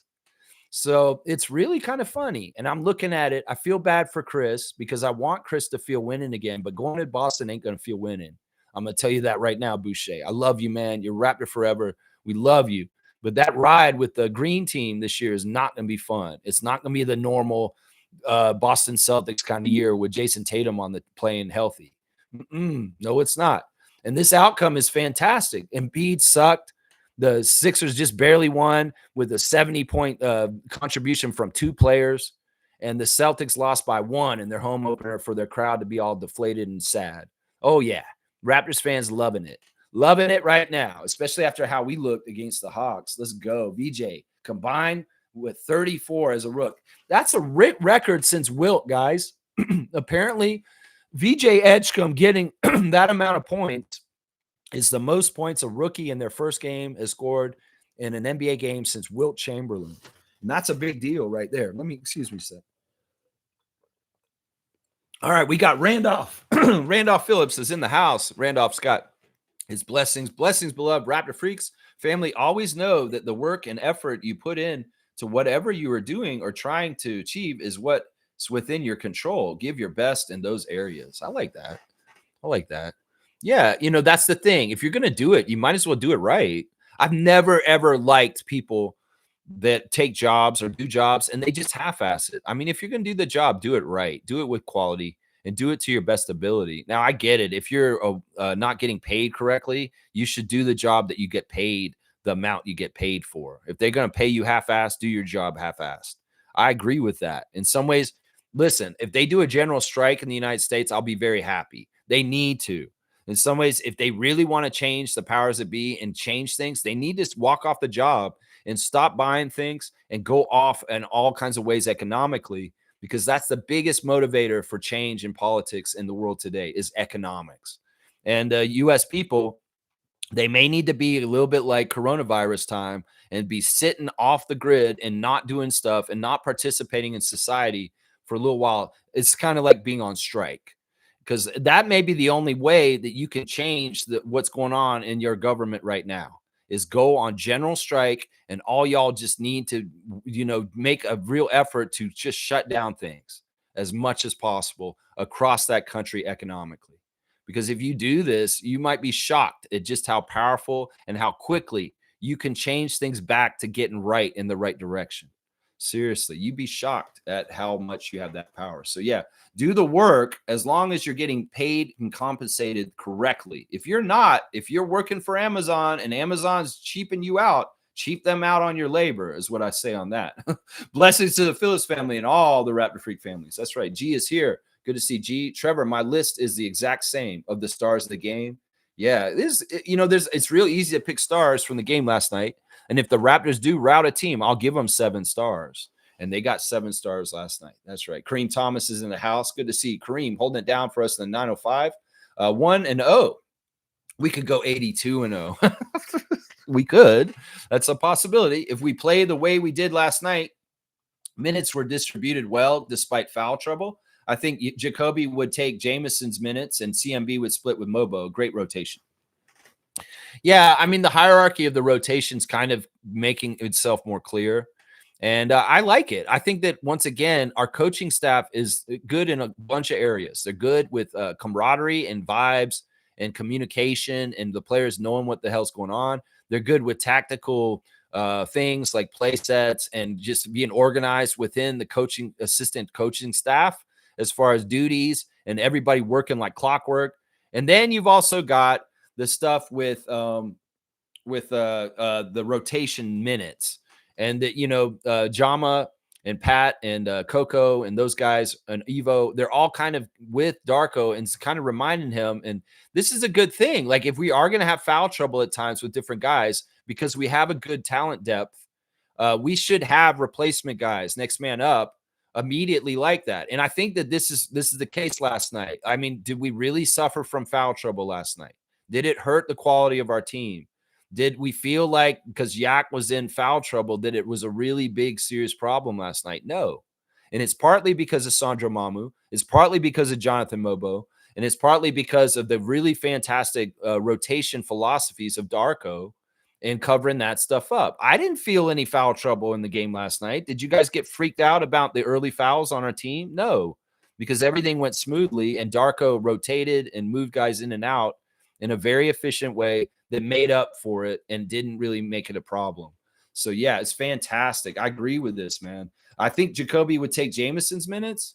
Yeah, he's definitely higher on the chart than Jameson. But if Jacoby and Colin are out, that means there's more opportunities for guys like Mobo and Battle. Yeah, for sure. Kareem's also saying only star of the game is Grady Dick. Not only did he throw the Gillette razor away, he dropped 21 points off the bench. Give me Harry Dick any day of the week. Okay, pause. You made me read this? Come on now. The rest of guys is what I expected. So you didn't give anybody else a star because that's just what I expect, RJ. Extremely efficient, amazing play, 9 of 12 from the field with 25 points. That's just what I expect, RJ. That's just the reality of it. That's right. We're on the reality tour, and Kareem Thomas has high expectations.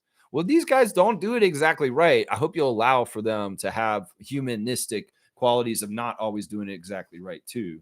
But yeah, listen, I'm okay with this, but I'm not okay with the low-hanging fruit of the Dick joke. In some ways, that is just foul on the play. In fact, you know what? This may be controversial. I'm going to take a dunk away from you for making me read those combinations of words in an order. And I am going to get, you know what? This is going to mean that Buddy's real close to you, that Seymour is right there next to you now. 242 on the dunk charts because I just took a dunk away from Kareem. And now it's 242 to 243. Seymour is our dunk leader by one dunk right now. 243 to 242. So no silly Dick jokes. I'm sorry. I'm not about this. Smooth saying Terry Rozier arrested this morning as part of the alleged gambling probe also. Yeah, Chauncey Billups also. Yeah, the weird thing with Terry is I thought he had been cleared, right? Like they announced that he was being investigated last year, but who knows? Maybe they were like, yeah, you're fine, Terry. Nah, we didn't find anything, and they're still watching him. And who knows? Did Terry Rozier incriminate Chauncey Billups somehow? I mean, we've heard about this Gilbert Arenas gambling parties or something like that, but Gilbert's not in the league anymore. But Gilbert is definitely doing gambling activities himself. So maybe it's like they watch Gilbert at his house, and they're like, oh, Terry Rozier is at Gilbert's house. What's going on with that? Or maybe Chauncey Billups is at Gilbert Arenas' house, his gambling den of stupidity. Oh, this isn't good.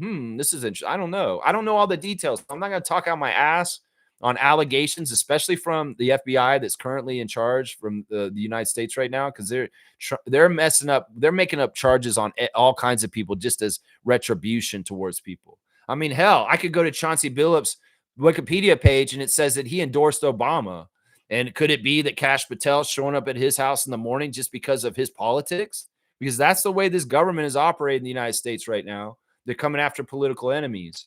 So that's what I'm saying, man. What is this? Why are they doing this? Could it be that they want to make the NBA look bad because they may look at it as a woke organization? You know, there's a lot to this, and it's not just exactly on the surface. If it is exactly what it is, and these guys are guilty of gambling, well, they should be in trouble. They should be in trouble. Fiercely saying, good morning, fam, and happy Thursday. What an opening night. We owned the Hawks yesterday. That dominated the paint and the rebounds, not missing easy layups. So let's go do this box score real quick. The Raptors, and this is amazing. I love this. The Raptors shot 57% for the whole entire game from field goals. When's the last time the Raptors shot that high a percentage for a whole entire game? I don't think I can remember it. It's not anytime recently. We've been so used to shooting 39% to 44% for like the last few years that now that we're shooting like well above 500%, 57%, this is a welcome change. And some of this has to do with Brandon. It really, really does. Brandon is such a center of attention on offense for defenses against us that the opportunities and the shot percentage, RJ is going to shoot 9 for 12 because the shots have never been more open because of the gravity of Ingram being out there and the respect that he deserves. So, yeah, 57% from the field for us, 42% for them. And we even managed 5 more shots than them, getting after it, whether it's offensive rebounds or steals.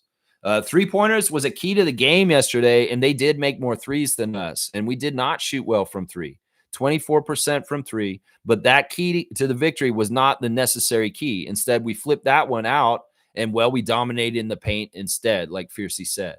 And that was huge, huge, huge. The Raptors continue to shoot very well at the free throw line. Thank you. Continue that, knocking on wood. I hope that that keeps happening. 83% at the free throw line. We out-rebounded them by plus 20. 54 rebounds for the Raptors, 34 for them. In some ways, that Trae Young was calling this as like, look, we were trying to go crash the boards. We're trying to do this, but they're not totally organized. You got a player like Porzingis. You should be collecting a lot of rebounds. But no, the Raptors were effort-wise out-efforting the Atlanta Hawks and going to get those rebounds. And that's really good. 12 offensive rebounds for the Raptors. The assist-to-turnover ratio for both teams, 36 assists for the Raptors, 19 turnovers. That's a fantastic assist-to-turnover ratio. Once again, we're well over our mark of 25 assists. We're at 36 assists. That's extremely good team sharing and really good synergy. You see the unselfishness, the passing all around. In fact, you know, people that were watching the game last night were like, wow, the Raptors really do move the ball all around really well between each other. And that's going to be a huge key to us being really good this year.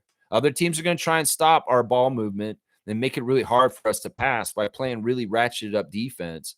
So in some ways, we're going to have to figure out when we have to go to isolation with people like Brandon sometimes because the shot's closed, because the other team is not allowing us to have such good motion. But Atlanta don't have their shit together. They don't know how to deal with it, and we are open for business. And that's what happened. On the other side of things, the Hawks had 25 assists and 16 turnovers. So that's pretty close. You know, I would have loved 20 turnovers hung on the Hawks, but give them some credit. There is a certain level of taking care of the ball that they did well with. Yeah, fast break points, 34 fast break points for the Raptors, and an unheard of 86 points in the paint. Like on the Hawks broadcast, Dominique Wilkins was going on and on about, wow, they are getting so many paint points on us, just going crazy about it. He was like not liking the interior defense for the Hawks at all. And the fouls were not fair. 31 fouls on the Raptors, 24 on the Hawks. But we were very aggressive. So in some ways, that is why that happens. Very, very aggressive. Yeah, it's pretty crazy stuff, man. Yeah, let's see. Seymour is saying hi to iCandy. And Isaac's got Scotty and RJ on blast. I love it. Giannis Sky saying, hello, congrats, Raptors. Big Mike Batiste. There you go. He's a fan of the Bulldozer. Mike Batiste is our Greek freak, our Greek Raptor freak. Giannis Sky, good morning to you, sir. And Giannis won his game last night. He was dominant for the Bucks and their win over the Washington Wizards. Well, we're going to see Giannis on Friday, my guy. And he'll be coming to Toronto, and we'll see him for the first time this season, Friday night in the home opener. That's right. G saying this, a bunch of people arrested today. Yikes. Yikes. Yeah, I see those two. Are there more? If there are more, I will have to find out. Isaac saying this, when the worst player on the opposing team has to guard RJ, Raptors are a W. Yeah, I mean, that is one of the great things about having such a balanced, amazing front line, starting lineup. This is one of the things. Now, people are coming into our comment sections on NBA.com where our highlights are the game highlights. And they're saying stuff like the Raptors have too much talent. They have to consolidate their talent and get rid of a couple guys. Bullshit. I ain't about that. Do they ever say shit like this about top teams like the Celtics that are like loved by the league? Do they ever say, no, the Celtics have too much talent. They need to consolidate some and put it in more? Fuck that shit. Having options and having a lot of talented players in your starting lineup like we do right now is a benefit. And I think that teams see players, fans of other teams see this, and they're scared, and they're already trying to say, oh, this is a narrative that you might hear in social media. Don't listen to this. The Raptors have too much talent. They need to consolidate 2 of their players into one really good player or something like that. You're going to hear this bullshit. Once again, nobody's GM in this team other than Bobby Webster at this point, and you don't know better than him or Masai from the past. So everybody who thinks that they know what the Raptors should do with their roster, just shut the fuck up. Bobby Webster's in charge, and he's a very, very good person at his job. So that's what I say to them. It's going to be awesome, man. G saying Porzingis equals anti-winner. I really do believe this. I'm shocked that he won one with Boston. That was despite him. In fact, he didn't play hardly at all in those playoffs. That's right. Kareem saying Capella is a rim runner. Porzingis likes to hover around the three-point line and crash boards. Yeah, it could very well be that, they got a lot to work out. And if y'all are so far behind already, you're in trouble. Atlanta, you may never catch up. I'm seeing a middling year for you once again. And you may not be completely out of the playoffs. You may be a play-in team. I think it's very much likely that the Atlanta Hawks will be a play-in team, and everybody's selling them as a playoff team. They've been full of shit this whole summer. Full of shit. That's what I've been thinking there. Randolph saying, MJ, I'm believing for a full recovery for you, dear. Blessings. Yes. We know that MJ had a medical procedure recently, and she's in recovery and not been able to totally be in a regular life. But she's been really enjoying getting so much time to focus on Raptors stuff and all kinds of other things too.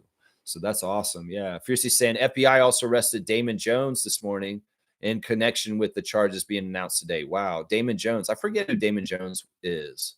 Like, he played in the league for a while. He's not in the league right now. Shaq Lindsay saying Hawks are top 6 in the East over Toronto. Laugh out loud. Take that, Eastman. Yeah. No, we are already, like, this is the thing. I've used the escalator analogy in the past, guys. And in the past, I've said, guys, we're in the escalator near the bottom right now in the East. But I'm telling you right now, you know who we are? We're in the left lane, and the people are standing to the right, and we're saying, excuse me. Can you move your parcel, please? Can you move your bag? I'm trying to get by you. Yes, Atlanta, bye. Excuse me. We're going up a step above you on the escalator to the top to Larry O'Brien. Yeah, you guys were a step here. Maybe ESPN let y'all stand here for right now. But you know what? Actually, we're going to go ahead and go by you real quick. Yeah, let's just okay, excuse me. Could you get your child to step to the side, please? I'd like to come up. Yeah, I hate people that stand on the escalator and don't know the rules in Toronto, where you're supposed to stand on the right. If you're going to stand, if you're walking, you can walk up the left. And that way, nobody's waiting behind people. And some people get on the escalator and they're standing 2 people across the whole thing. No, fuck that. You get the fucking side. I'm coming up. And when I go to Hartsfield to fly into Atlanta, where the Raptors were last night, this happens a lot in those escalators. When I'm trying to get from one gate to the other gate across that plane, that airplane facility. And, somebody's standing on the side where you're supposed to be able to sprint up the left. I'm like, no, get out of the way. I'm coming through. And I'm bossy about it. I'm saying, excuse me, that the right is for standing and the left is for running and getting right on through. That's right. So, yeah, the escalator, we're going by people right now. Atlanta, Detroit, Philadelphia, Milwaukee. Go ahead. Stand over there. At Orlando, we're coming up to walk past you too, just so you know. We're going to be up near the top steps of the Eastern Conference, getting closer to that Larry O'Brien. I'm telling you, that's where we're going, Shaq Lindsay. Thank you for supporting the channel, guys. Neil, Shaq Lindsay, Fiercey, everybody who supports this channel. Roger Raymond, I appreciate all you guys. Yeah, let's see.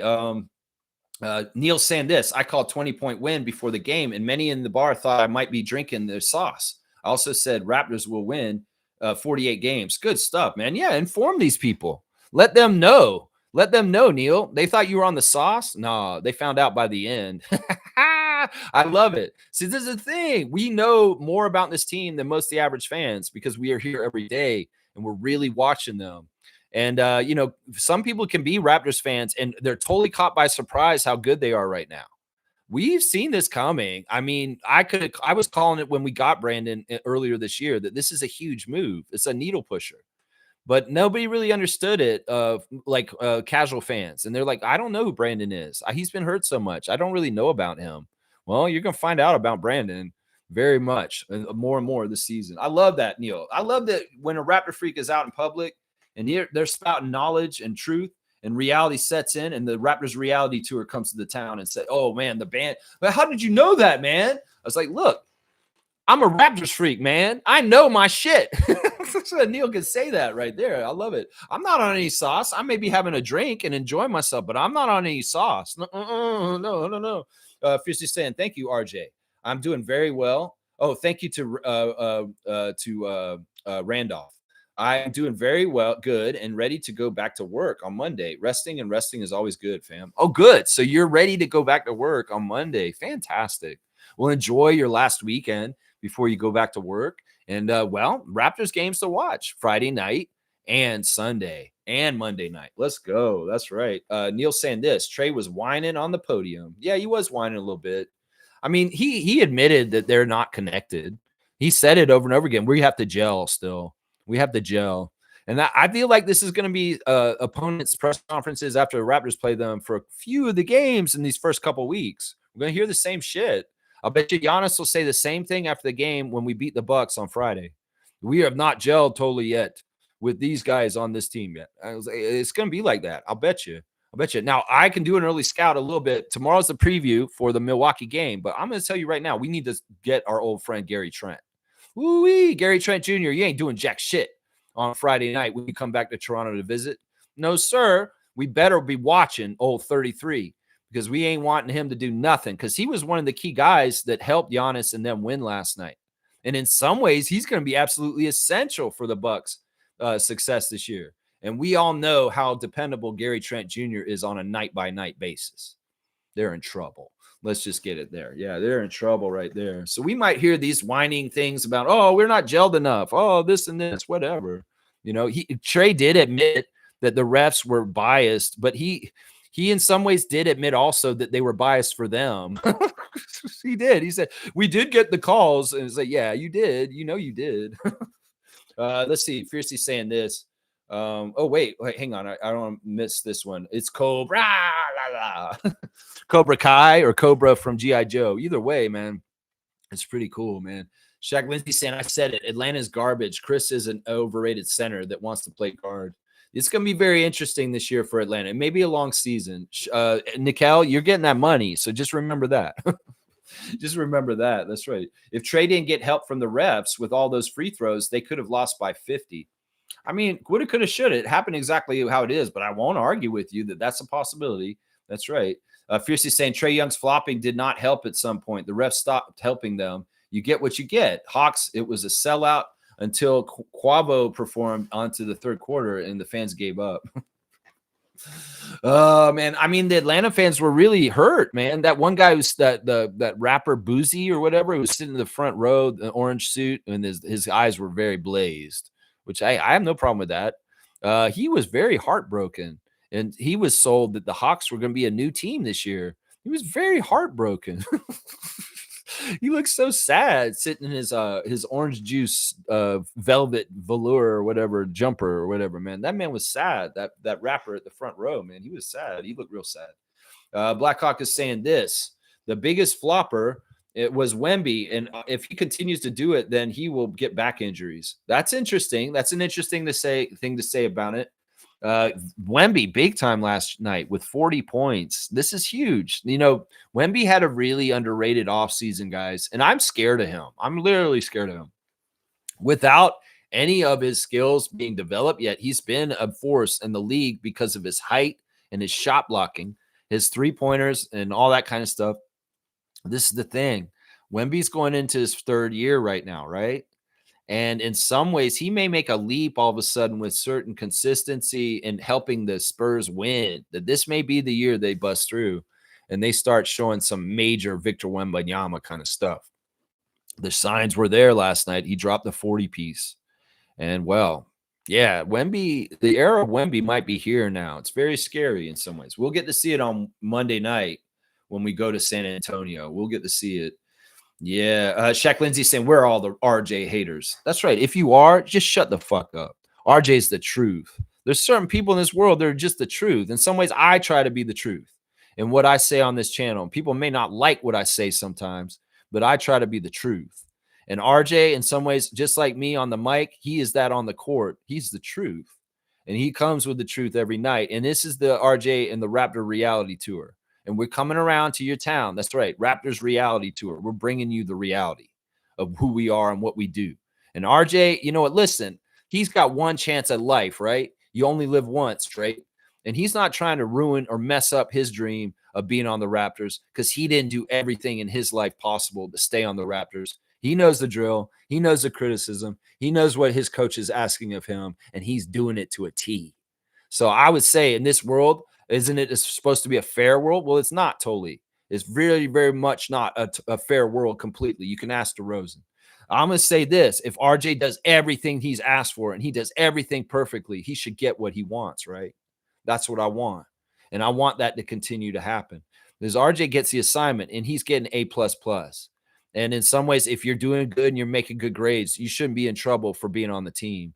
And you should be here as long as you want to be. That's what I say right there. RJ Barrett, in some ways, as much as Scott is a franchise player, in some ways, RJ Barrett is a rock that needs to be on our team also. Let's go to the Instagram stories because there's stuff from the fallout of the game last night that I want to talk about right now. There's Colin Murray Boyles in his practice 12 on his Instagram stories. His practice 12 there, he's putting on blast Jamal Shed in his 23. And there he is walking into the game last night. Colin Murray Boyles' first ever NBA game, didn't suit up. And he's putting on blast VJ Edgecombe for his points, most rookies points in a debut since 1959. He's friends with VJ. And some ways it's not totally a good look, Colin, to put on blast our division opponents, new rookie like this. But if you really do have a special friendship with VJ, I'll allow it. But in some ways, it's not a good look. I wouldn't do this too regularly. Let's just put it that way. In some ways, you shouldn't be putting a victory story about the Sixers up, Colin. You should be putting a victory up of your teammates that just had a fantastic opening night. In some ways, I'm a little pissed off that you're posting about the Sixers instead. Colin Murray Boyles. Remember which team you play on. VJ Edgecombe's not your teammate, even if he's in the same representation group as you. So careful, because you got to understand that's one of our biggest arch enemies.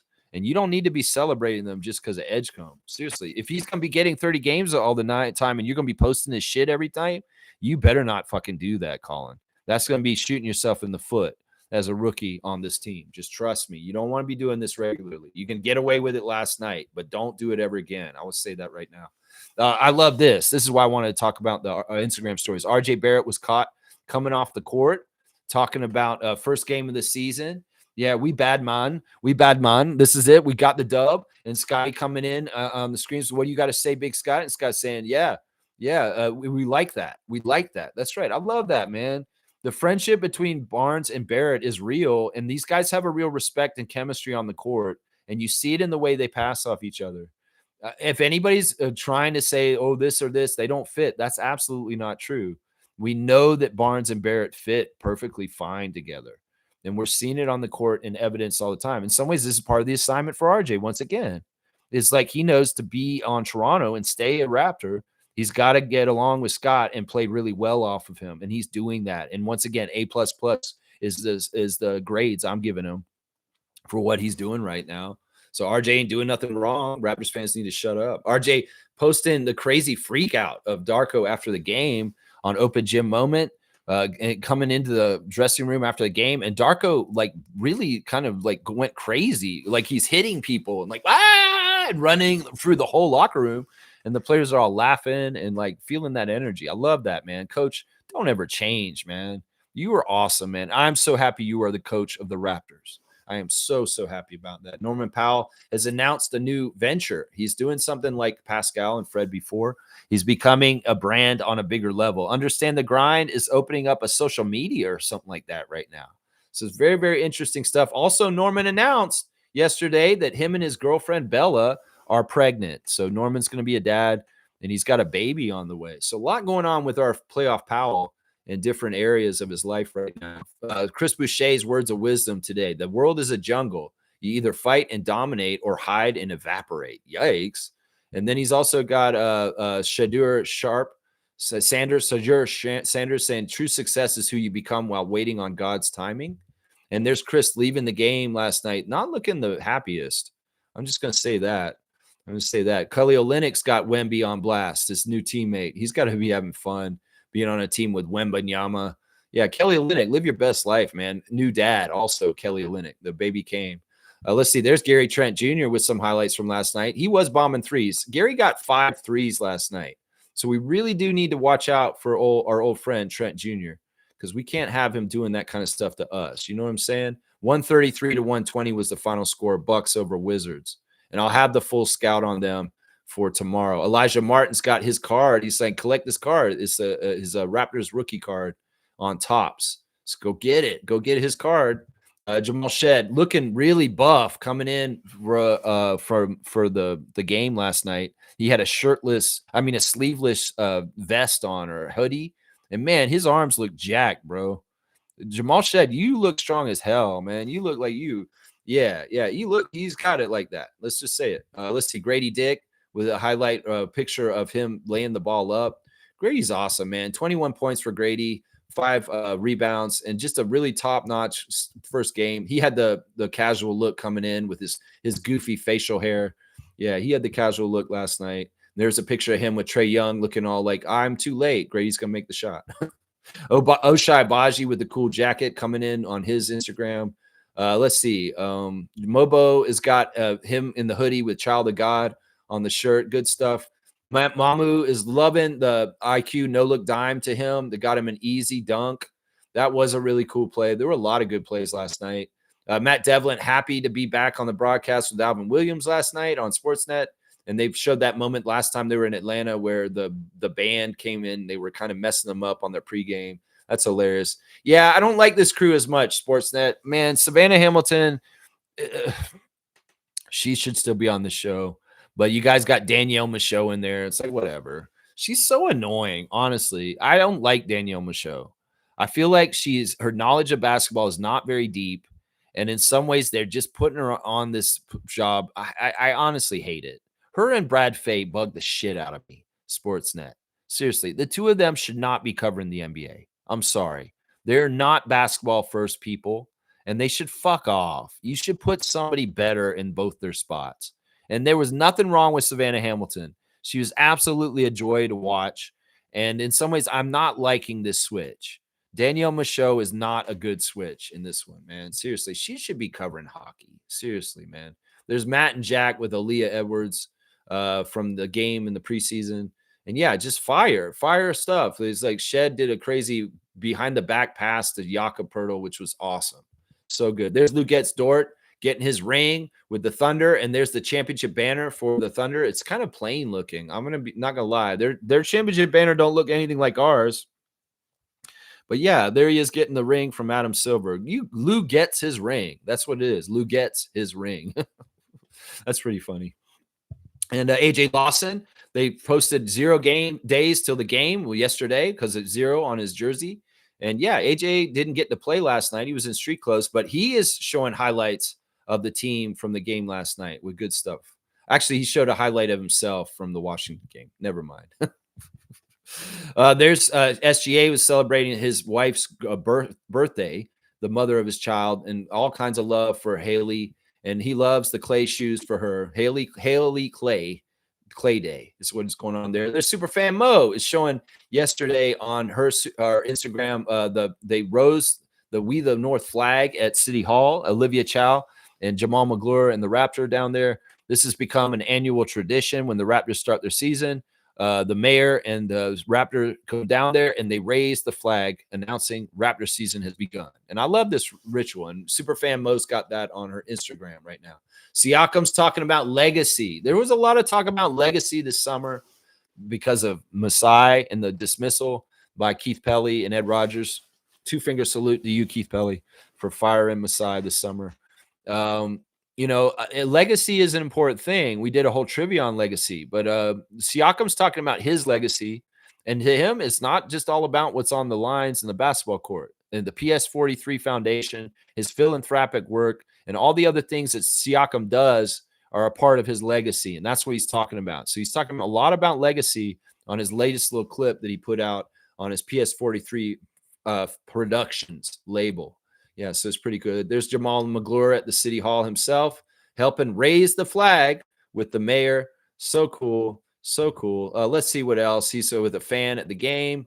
Actually, they hosted a thing last night here in Toronto, a watch party at Real Sports Bar and Grill in the big, huge room with the big TVs to watching the season opener. They had a Raptors party there. I didn't know about it, but Jamal McGlure was there hosting it. And I would have told y'all more about it, but Raptors admin didn't really let anybody know that we're doing that in some ways. But yeah, Jamal was on City TV yesterday talking to the reporter about the season. And they were giving away free tickets to the Bucks game on Friday.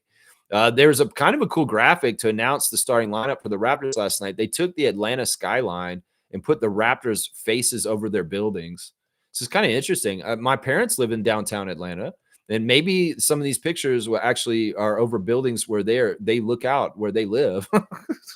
It's kind of funny. There's a big, huge Scotty on one of the downtown skyscrapers in Atlanta. It's kind of cool. There's Jamal at Real Sports last night, getting the house hyped up for Raptors basketball. You got to love it, man. You got to love it. Jacoby is requoting something from Shadur Sanders. The greatest lesson I've learned through it all is not to worry, but to lean on and trust God in every situation. Even when I don't know what to do, I've learned that God will always guide me. I live stress-free because I know that no matter what, God has the final say over my life. I'm able to persevere through trials because I come from a family built on morals, values, and unshakable principles. Growing up, I had access to a lot, and maybe without my understanding shaped my worldview. But I've realized that peace, purpose, and faith can't be bought. They have to be built. True success is who you become while waiting on God's timing. God's pace protects what your purpose will one day require. That's a powerful message, and it's something that Words of Wisdom have echoed on this channel over the past few months with Randolph and Trevor. And I like this. Once again, we got to give it up to God, all the glory to God and the success we have. This is not about us and our ego, but this is also, we got to give it up to God when troubles are happening, and God will show us the signs and get us through. A trust in God and a faith in God is a very, very important thing to believers and worshipers. And I believe in this more and more myself, that in uncertainty and times of trouble and not really good justice, that God will even things out in the long run and everything will be fine in the end. It is not to me to decide how God will do this, and it is not on my schedule. It is for God to do it in the way that they will. And I know that the Almighty God will do it in the end, because that is what God is doing, is he creates, or they create, everything in this world, and everything balances in the end. So I appreciate the requote by Jacoby of Deion Sanders' son on this this very good comment. There is Jacoby put on blast Jamal Shed. You got to like that. Once again, the games have been shifted. There will be a 6:30 start for the Raptors game tomorrow night. And on Wednesday night, the same thing when they play the Rockets next week. The Leafs are going to be starting at 5 on Saturday because of the World Series. So everything's shifting around because of that. But the traffic's going to be hell downtown tomorrow night no matter what. It's just going to be like that while the World Series is going on. Trust me. Go Blue Jays. That's right. We are all about it, and we want them to win. And I'm not complaining if traffic's bad because I live out in the woods. Toronto Tempo has Halloween pumpkins out in blast. Some people have been painting them up. They did the Toronto Tempo colors in the powder hydrogen blue and then the Bordeaux also. So, yeah, really good stuff, man, with the Tempo hiring. Reportedly, it's not official yet. The Tempo has not officially come out and said they've hired Sandy, but the reports are saying that they have. And hopefully these are true reports and no funny stuff.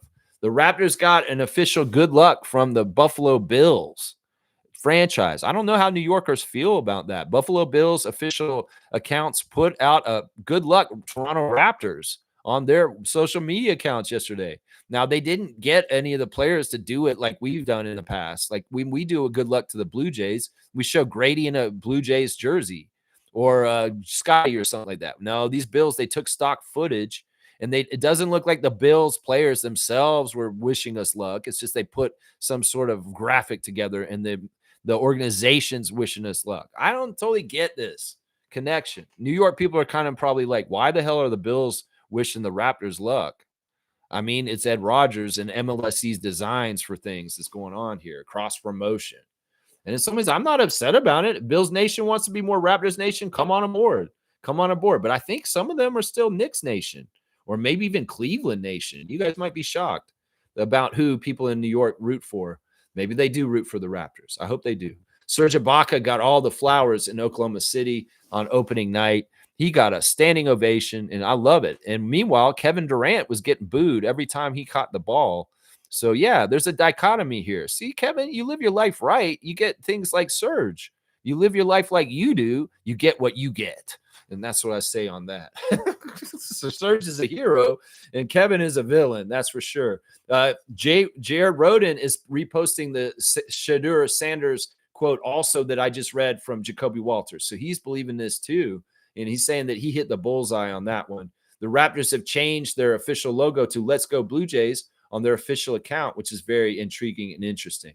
There is your Instagram stories for right now. You got to love the post-game hangover of celebration and win with the Raptors winning their opener last night. It's good stuff. It's good stuff. Yeah. Where are all those RJ haters? Roger Raymond, good morning to you. Thank you for being a member of this channel.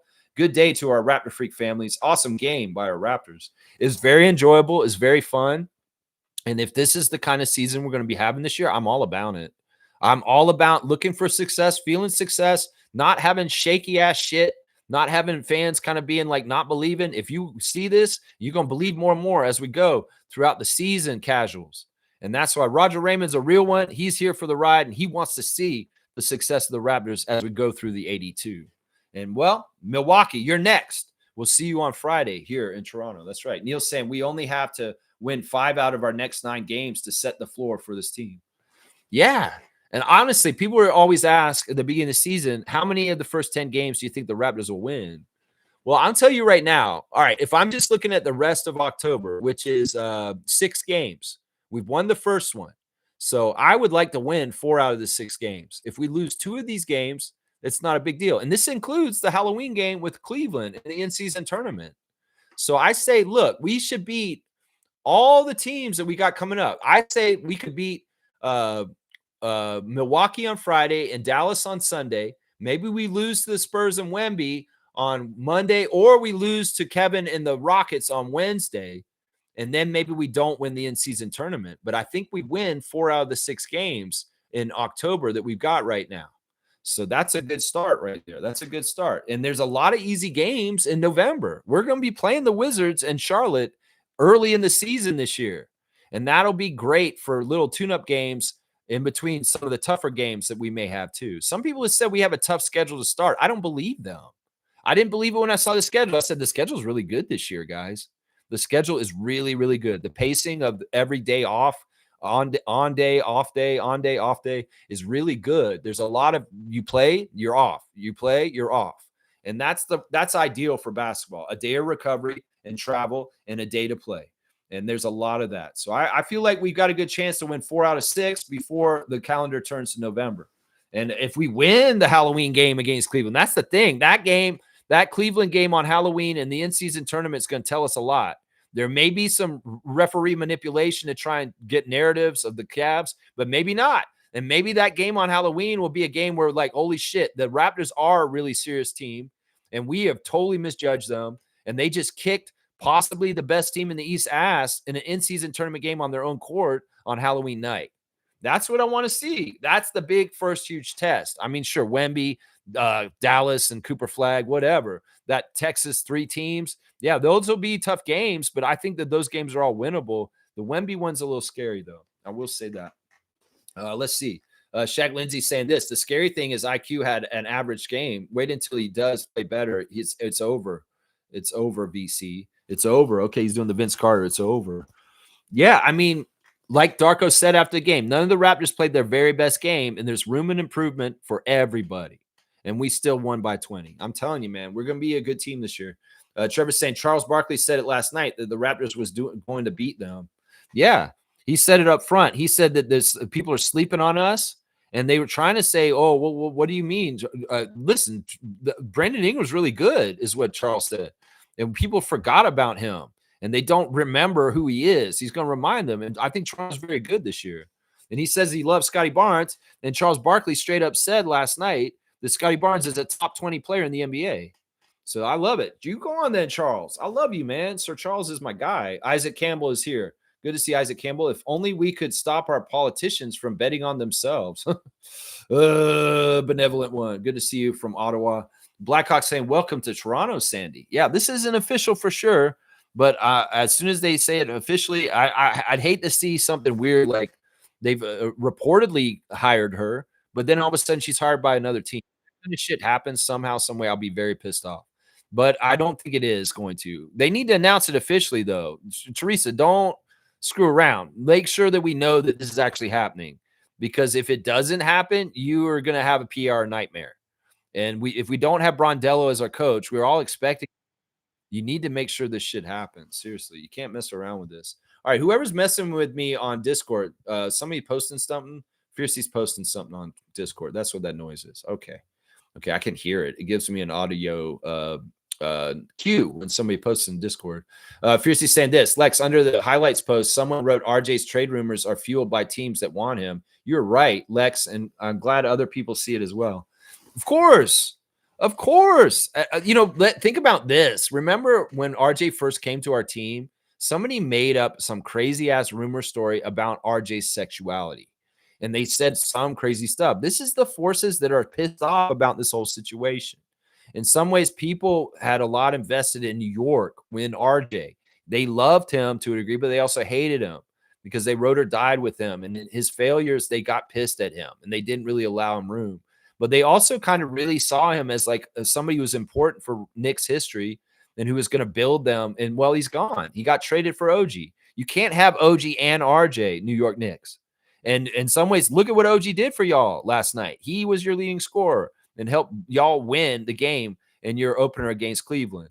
So look, you can be salty and sad that RJ's a better Raptor than a Knick, but it's just the damn truth. Reality Tour 2025, 2026. Yeah. We're coming to your town. Raptors Reality RJ Tour. That's right. We're bringing you the reality, and you have to live with it is what is happening right there. Yeah. No, I'm glad people are more informed and understanding the forces out there that are coming at us, and maybe the misinformation spread about RJ is completely from haters, and they're from New York City.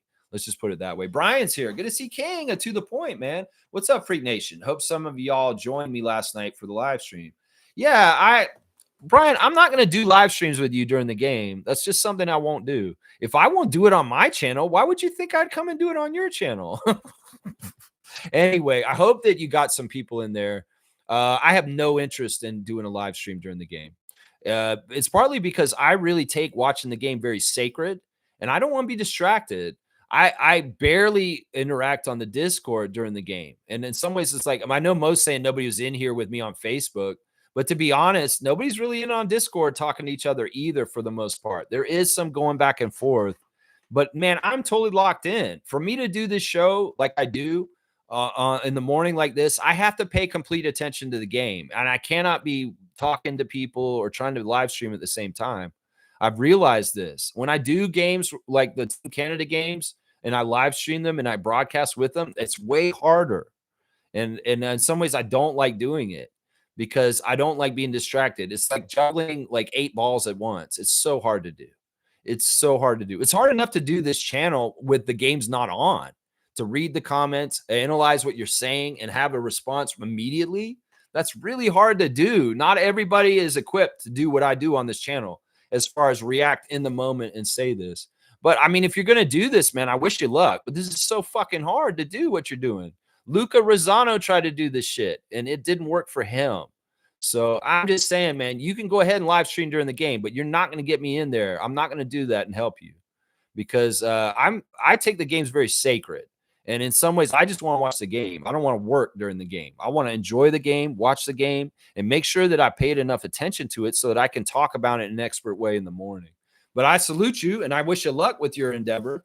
Yeah, Fiercely saying Toronto Tempo surrounding themselves with greatness. Can't wait to see who will be on the roster.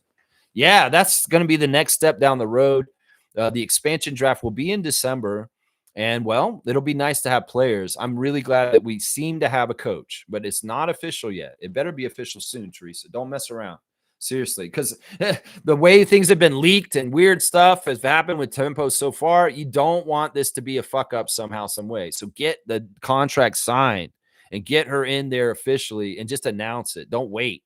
Portland has hired their coach. Portland fire.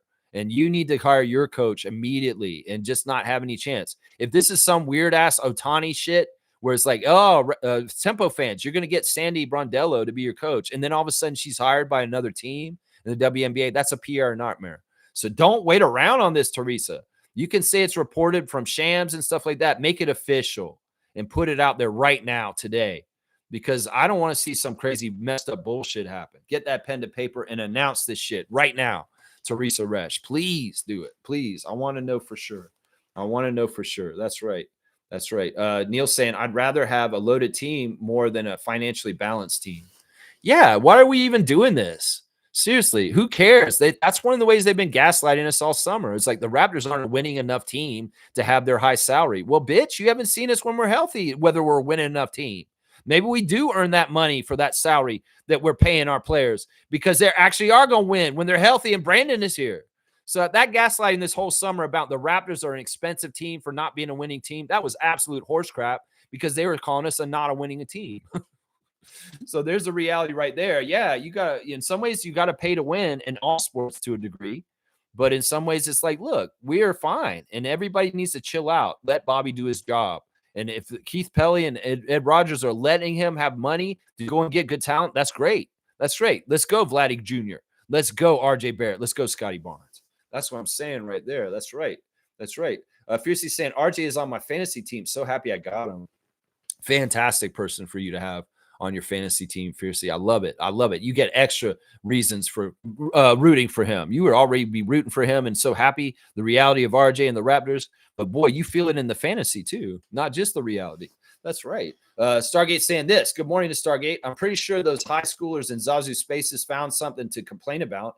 Bet you at least one person mentioned Tank for the Twins. That cesspool ain't seeing me this season. Laugh my ass off. Well, it's like a tree in the woods. If you don't hear it, did it fall down? Nah, we don't need to even talk about them. It's not like Twitter is something that's a legitimate site at this point anyway. It's a fucking fabricated, fake-ass AI den of misinformation and bullshit. Elon, since he bought it. So, look, you can go and play in the kindergarten class with Zazu Spaces if you want and maybe have a laugh. But in some ways, it's like, look, once again, I made this analogy. Zazu Spaces is like preschool for Raptors fans. If you want to go to PhD graduate level courses, come on the Raptors Freak channel. That's what I tell you right there. Yeah, that's what you do right there. Stargate, salute. And very great to hang out with you in the post game last night, figuring out the stars of the game. I have to give a lot of credit to Stargate. He helped me figure out my stars of the game after the game, all 7 of them. And I appreciated going over the game with you and the box score and some of the other games in the NBA too. So, yeah, I only wish the best for Stargate, and I hope you're having a great day so far today, man. Yeah. Shaq Lindsay saying, I always said, why would you trade a top 3 pick and he's only 25? We haven't seen RJ's highest potential yet. Yes. I mean, listen, I did this summer, right? You want to give your opponent's teams bad advice. I said to Knicks fans, you need to fire Tom Thibodeau. That was total gaslighting. As soon as they lost, I knew that this was a high possibility that could happen, and I egged it on. I stoked the fire. I got on immediately after the Knicks lost in the playoffs to Indiana, and I said, y'all need to fire your coach. And I was saying it half-assed. I was saying it as a joke, but they actually did it, and I was so overjoyed that they did it. Because this is what I'm saying. That action of me telling Knicks fans, you need to fire your coach. He failed y'all. Y'all will never get anywhere with him overplaying your starters. And well, all of them say this still afterwards. They're mad at Thibodeau for stabbing in the back and going to Celtics practice this week. And they're all saying, well, he was running our starters to the ground anyway. These are all narratives that we were saying here. And in some ways, it's like, look, understand how I'm weaponizing information and perception against other teams like the Knicks, and they shot themselves in the foot and fired their coach too soon. That's what I'm saying. So that's the same kind of action coming at us. We don't want advice from our enemies. We don't want fans of the Sixers and the Knicks and the Celtics to tell the Raptors what we should be doing with our roster. Seriously.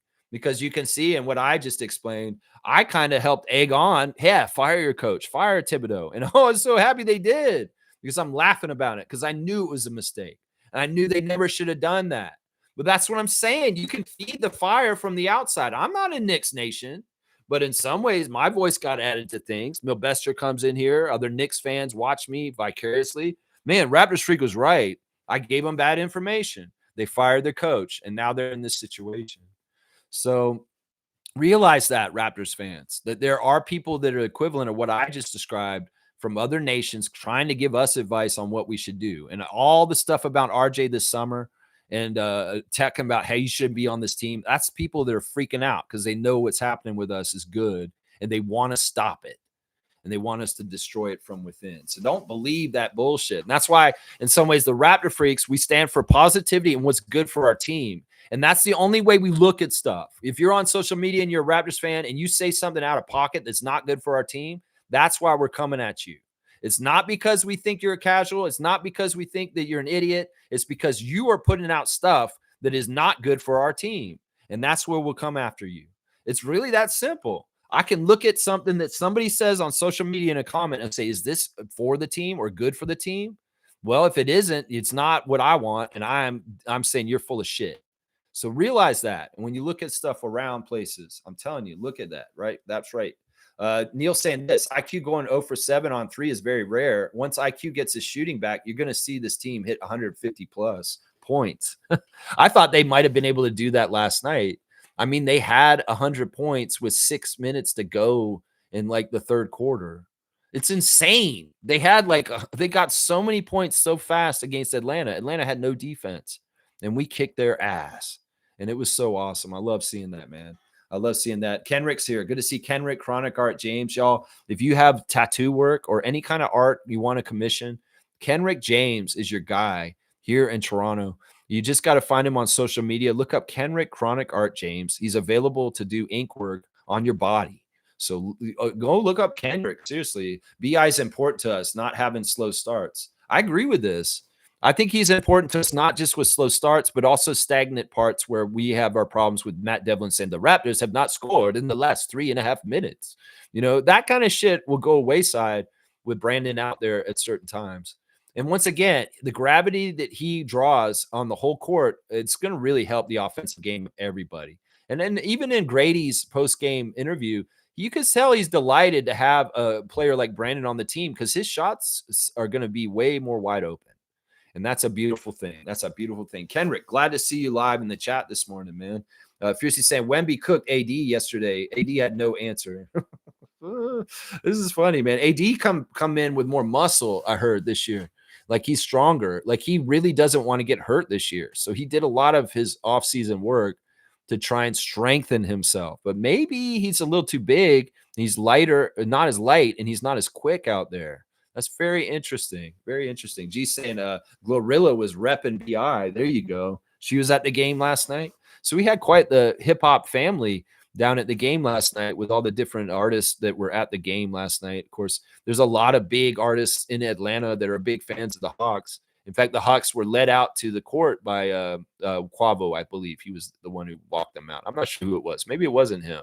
Maybe it was the other guy who's part owner of the Skyhawks. But either way, music is big in Atlanta, as it should be. It's a great music city. Neil saying this, the team just scratched the surface of their potential without showing Colin or Jacoby. Yes. And this is why I try to tell Raptors fans for the last couple of years, y'all chill out. We don't need to make a big grand slam move to get a huge player. Well, although we did last year to get Brandon. We've got so many good young players. They're all going to uptick with their progress that they're going to get better. And Jacoby Walter's going to bust through at some point. Scotty's going to bust through to another level. Grady, in some ways, is showing a different kind of consistency last night as a 6-man off the bench.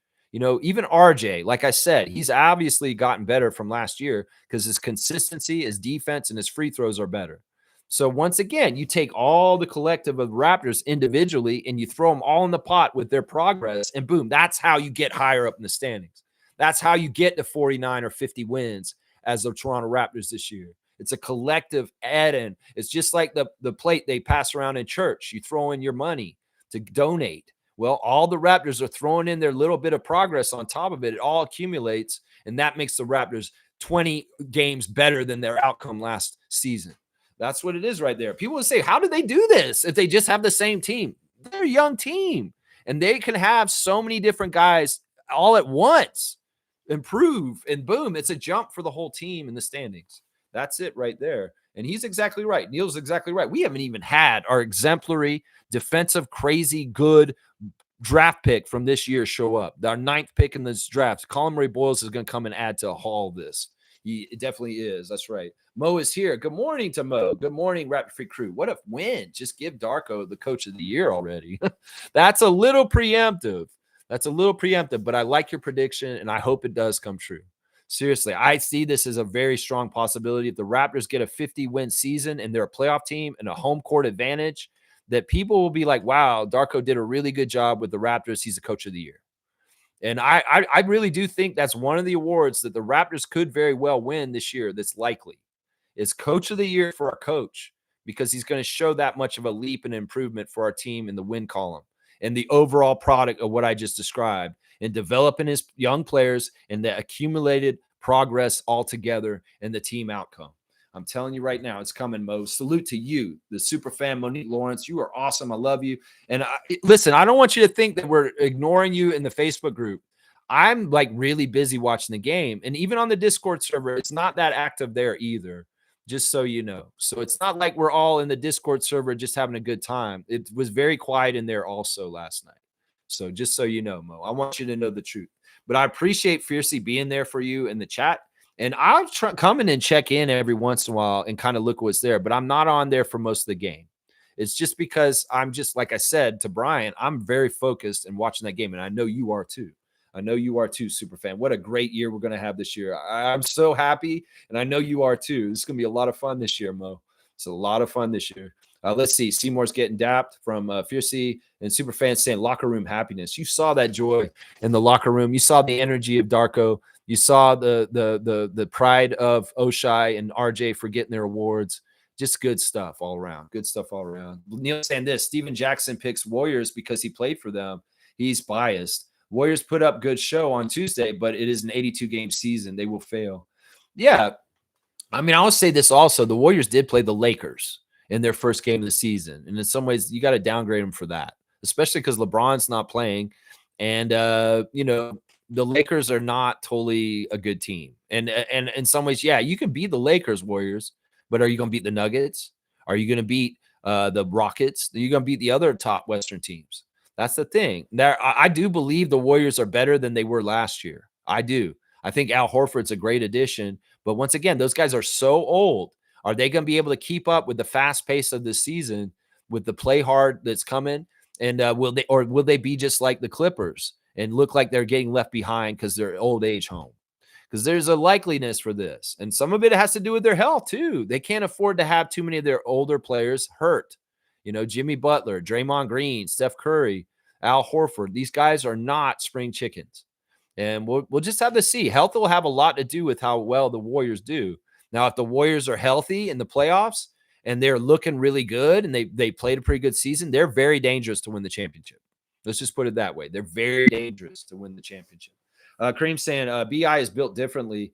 The way he can get into the paint and stop and pop over Porzingis is crazy. His wingspan shooting over a 7'4" center shouldn't get unnoticed. He reminds me of Daalism in Street Fighter. That's funny that you put him Daalism, the Hindu fighter in Street Fighter that has those long arms that shoot like.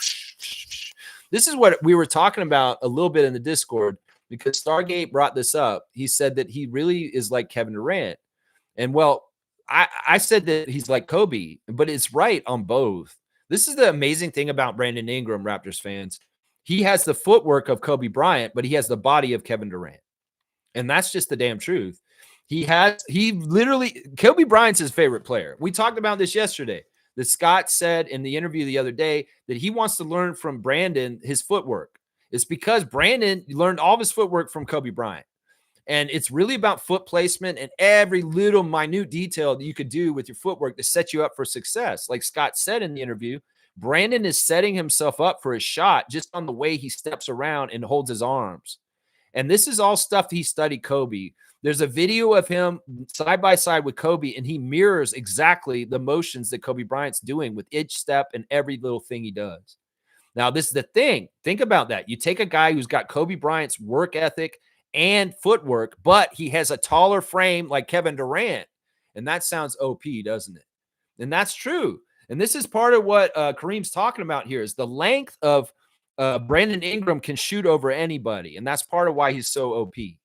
So, yeah, you got to love this, Raptors fans. In fact, that's why I say having Brandon Ingram is better than having Kevin Durant at this point, because in some ways he's hungrier, he's younger, and in some ways he's a better team player. I would think having Brandon Ingram's much better than having Kevin Durant. And everybody wanted Kevin Durant traded from the Brooklyn Nets to Toronto for Scotty Barnes. No, fuck that. Wait a little while. Let's get Brandon Ingram instead. And that's a much better option. And let's not get it twisted. Some of the stuff that Kevin Durant does, Brandon Ingram very much can do. And he will. He will. I love that, man. So, yeah, footwork of Kobe with the body of Kevin. That's Brandon Ingram. That's it right there. And that's why he's so good. I don't lie. Notorious BI3, rather Magnum BI. You don't like Notorious BI3, you want Magnum BI? Dun, dun, dun, dun, dun,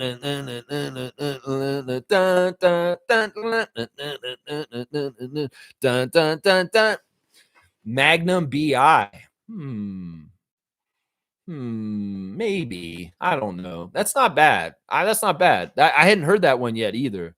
But yeah, Brandon very much in an interview with Daniel Michaud saying that he knows the fans are going to call him Notorious BI3, and he seems like he's fine with it. But there were two other names that he was like, oh, these are pretty interesting. And they were Slim Sleeper. That's kind of a play off the Slim Reaper with Kevin Durant, which goes along with what we were just talking about. Slim Sleeper, partly because he has sleepy eyes. He also mentioned that on game days, he may sleep for like 4 hours in the middle of the day. Which is interesting. He also had the name T Up B Dot. T Up B Dot. T Up B Dot. I don't know. That sounds weird. I don't know about that one. I would also worry if he was T Up B Dot that he might get teed up more. And we don't want him getting technicals. I don't know. Don't start calling him teed up B Dot. Because does that mean teed up? Like he's technical? I don't know. I don't like that one as much as Slim Sleeper. But Notorious BI3, Magnum BI, those are all good. I like those three. Yeah, Raptors champ saying, I heard Colin Murray Boyles was shooting around at practice. That's good. That's good. They're not going to rush him. I think that there's been a pattern with Colin so far. Like it happened in Summer League too, where he missed the first game and he sat out just to kind of look and watch and see it from there. Maybe Darko and the coaching staff have figured out that Colin needs to observe a game before he enters the fray. And at each level, that's kind of happened that way. Did he play in the first preseason game too? I think he's kind of sat out the first game of everything so far. And this has just been a pattern with Murray Boyles. I don't think it's a big deal. I don't think the forearm injury is that serious, and we should see him play in the next week, if not on Friday, hopefully. We'll have to see. G saying this, Embiid may be done. Apparently had Embiid may be done. Hang on, it jumped ahead. Where is G? I'm on G. G is the next one. Hang on. Wow, you guys filled it up.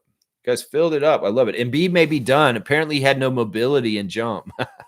Oh, Lex has been saying stuff, and I'm not just saying it because I'm a hater. I've been really honest about this, Sixers. There's only so many tendons and ligaments in a man's knee. We can rebuild him like Steve Austin. No, man, this man's not a $6 million man. This man's a $300 million waste is what he is. Played less games than actually what he's available for. Somebody said that about Quickly last night. Well, that's going to change. Listen, God's got good plans for Quickly this year. You know, Manuel Quickly's missed more games that he's played in since he's been on the Raptors. That may be true, but we're going to change that real quick. God has bigger plans for Quickly this year, and he will be healthy this year. Yeah, he's not trying to sit out. He's not trying to sit out. Super fan Mo saying, Darko intro speech, we hear you. Let's go. That's right. Darko is a passionate, charismatic leader and fantastic work with this team, man. Such top-level professionalism, and we see the outcome and how we play yesterday. If the Atlanta Hawks aren't organized, the Raptors aren't going to get to their level. We're going to stay organized, and we're going to outclass them on team play and better coaching and just being in a better place as a team. And that's what we saw last night against the Hawks. That's right. That's right. G saying this.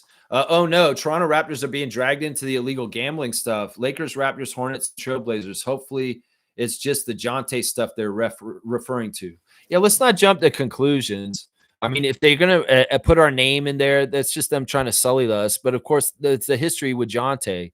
I'm pretty sure, look, after what happened, the Raptors are probably way more vigilant about the gambling than any other team in the league. once again, one of the strengths that the Raptors do is we draft by character and add people by character. And Bobby Webster's trying to FBI profile everybody. He's going to understand who may be a problem for this and who isn't. If there is any knuckleheads around our team that are doing any sports gambling, you better fucking stop right now. And that's I don't think it's any of the established guys. They're not dumb enough to do that. But if there's young guys coming in like Jonte that will make the same mistake, yeah, we don't need that kind of black cloud around our team. So even if where are you seeing this, G? You may want to elaborate and source this. Let's not put out bullshit that's not true, or even just like hearsay or inflection as far as the past because of Jonte Porter. I mean, is this an article just saying the NBA is having gambling problems? Well, listen, they're not the only league that's having gambling problems. The MLB is having problems with it too. And I'm pretty sure that NFL's probably had an issue at some point too. So, yeah, either way, once again, perception, people trying to make it and that kind of stuff. I want to know the specific details. Fiercely saying Shaq and Chuck warned dominating his horrible stats on the opening night versus the Warriors.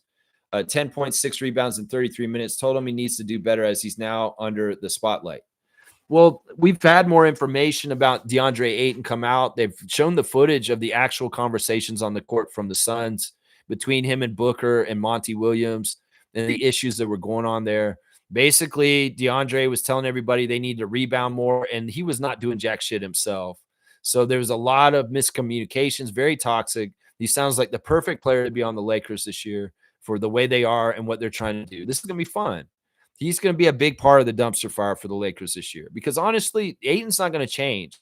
Ayton is a loser. Ayton does not try hard. He will fail for you at the toughest times, like the playoffs, like he did for Phoenix. So Lakers, you feel real good about your new starting center because he's a loser. And in some ways, he doesn't try hard. And he's the problem in his past. It's not Monty Williams. It's not Devin Booker.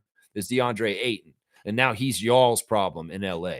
So, yeah, you get what you get with that. Seriously, he's not a hard worker and he's delusional. And he doesn't take any credit for when he's done something wrong. That's what we figured out.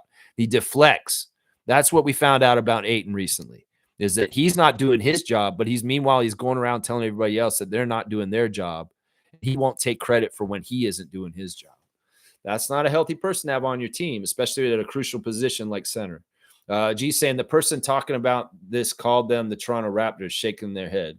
Toronto Rangers? Okay, well, that shows that they don't know what they're talking about anyway. But we don't need to talk about every jabroni out there. Everybody's got social media. Everybody's got podcasts like me. And we don't need to listen to everybody or talk about them. Most saying this, stars of the game, RJ, Scotty, Brandon, Grady, and Jamal. That's a pretty good five. Pretty good five. Fiercely saying Shaq and Chuck blasted. Oh, you already read that. Okay. Raptors champs saying Scotty is good friends prior to Mobo's draft, so the chemistry will reflect on the development of the court. Yes, for sure. For sure. They've been friends since the 4th grade. They wore pajamas and watched cartoons and ate cereal together. No, that's true. And there was a pass in the last preseason game that Scotty pinpoint accuracy through traffic right to Jonathan, knew he would catch it, and Jonathan got an easy dunk. So, yeah, there is a real extra advantage to having Jonathan on our team is there's a deep level of chemistry between him and Scotty. And in some ways, that's part of the reason why Jonathan's been so successful on our team is because he has a confidence of having a good friend like Scott as the franchise player near him. He has a little bit more of a safety net to fail because and the other young guys may be a little bit more worried about it. But Jonathan in some ways knows Scott's got his back. In some ways, that's been part of the reason why Jonathan's done so well. It's because he doesn't have to worry about failing to a degree because he's got a very powerful ally who's very important on the team. And, that matters. Some people say, well, we shouldn't factor that in. But seriously, if it's benefiting Jonathan so that he plays more confidently, that he plays next to Barnes, there's nothing wrong with that. There's nothing wrong with that. That's, similar kind of stuff with Giannis and his brother or other people that have a connection before, like AJ Lawson and RJ Barrett being high school teammates. They have a similar chemistry on the down low that we should know about. That, RJ and AJ were high school teammates.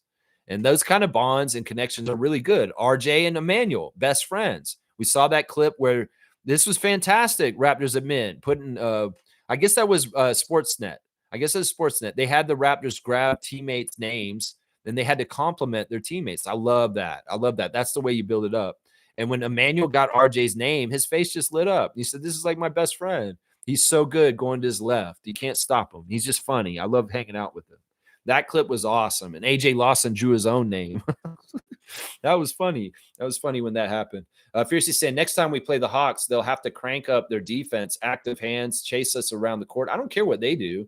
We know Porzingis and Trey won't do it. Laugh out loud. And judging from yesterday, Kennard neither. The big thing is going to be is when we circle back and come back to Atlanta, that's an in-season tournament game. That is going to be a game that really matters. And, well, like the announcers, Dominique, and then we're saying after the game, we're going to have to get the Raptors back the next time we play them. Well, it's in-season tournament, and it's a big-time game. And the Raptors don't need to take that lightly, and they need to try and duplicate the success of last night when we come back to Atlanta in like 2 weeks from now. So, yeah, I'm going to the in-season tournament game with the Pacers and Siakam Wednesday. We can't go to the game next Wednesday with Fred and the Rockets. So Adriana switched and got tickets for the in-season tournament game, Pacers and Raptors. I think it's one of the last in-season tournament games we play before the next round of it. So, yeah, I'll be at that game. But, yeah, the one in Atlanta is going to be a big deal. And I have a good feeling we could beat them on their home like we did last night in that game. You think you're going to drop Kennard from your fantasy team? I had no choice as needed a point guard, but, man, he looked awful. Well, he's a shooting guard. He's not really a point guard. Do whatever you want. I would caution you. This is just one game. He may actually be a good fantasy player. You can't overreact to every little one night thing. In some ways that can hurt your fantasy team, Fiercey. So I don't know. If there's somebody better and you really think that would be an upgrade from the waiver wire, then do it. Don't do it just because you feel like he's not doing well. You may lose value on your team just because he had one bad game. So I would say that. I'd caution you. It's only been one game. Let's see. Love him or not, Sixers had better chances when Harden was on their roster. Him, Maxey, and Embiid put up good numbers. The weird thing about Harden on the Sixers was he was truly playing point guard, and he really was deferring to Maxey and Embiid more than ever. And in some ways, that was really powerful, and it did really work when he was there. But alas, the Sixers hired Nick Nurse, and Nick Nurse cannot work with James Harden. And James Harden had to go once Nick Nurse was the coach of the Sixers. In some ways, that's part of the downgrade of having Nick Nurse as your coach, Sixers fans, is that James Harden is not going to play for you anymore. And that was for sure. James Harden got slagged by Nick Nurse in a conference in Hungary 2 summers ago. They're doing a coaches conference in Hungary, and Nick Nurse was the keynote speaker. And they were talking, and Nick Nurse went out of his way to slag on James Harden and make fun of him. And, well, a year later, he was on the Sixers as the coach, and James Harden's on his roster. And James Harden has no respect for Nick for saying shit like that and different things. He said, I won't play for Nick. And that's why he left. That's why he had to go to the Clippers. It's kind of funny, man. It's kind of funny. Let's see. Randolph saying, Lex, you and Rob, I must commend for being against allowing gambling around the NDA. We are seeing the ripple effect of this. The love of money is the root of evil and corruption. Be content. Yes. Yes. How much is enough? And seriously, it comes like a drug. Some people make money and they just like, I can get even more. And it becomes like video game numbers. It doesn't become real what they see in their bank account or what they're doing. And in some ways they just get competitive, and it's really a detriment to society. We really do have a lot of sociopaths that are trying to be the top of the financial world, and they are absolutely hurting society.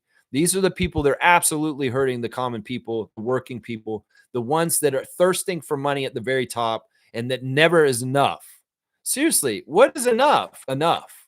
People that are absolutely money oriented and financial this and this. Look at my bank account. It's added another couple of zeros. Nobody gives a shit, because you know what? They're just trying to survive. And you're so out of touch with the average person. Well, let them eat cake, and the cake will come, and they will get it at some point. Seriously.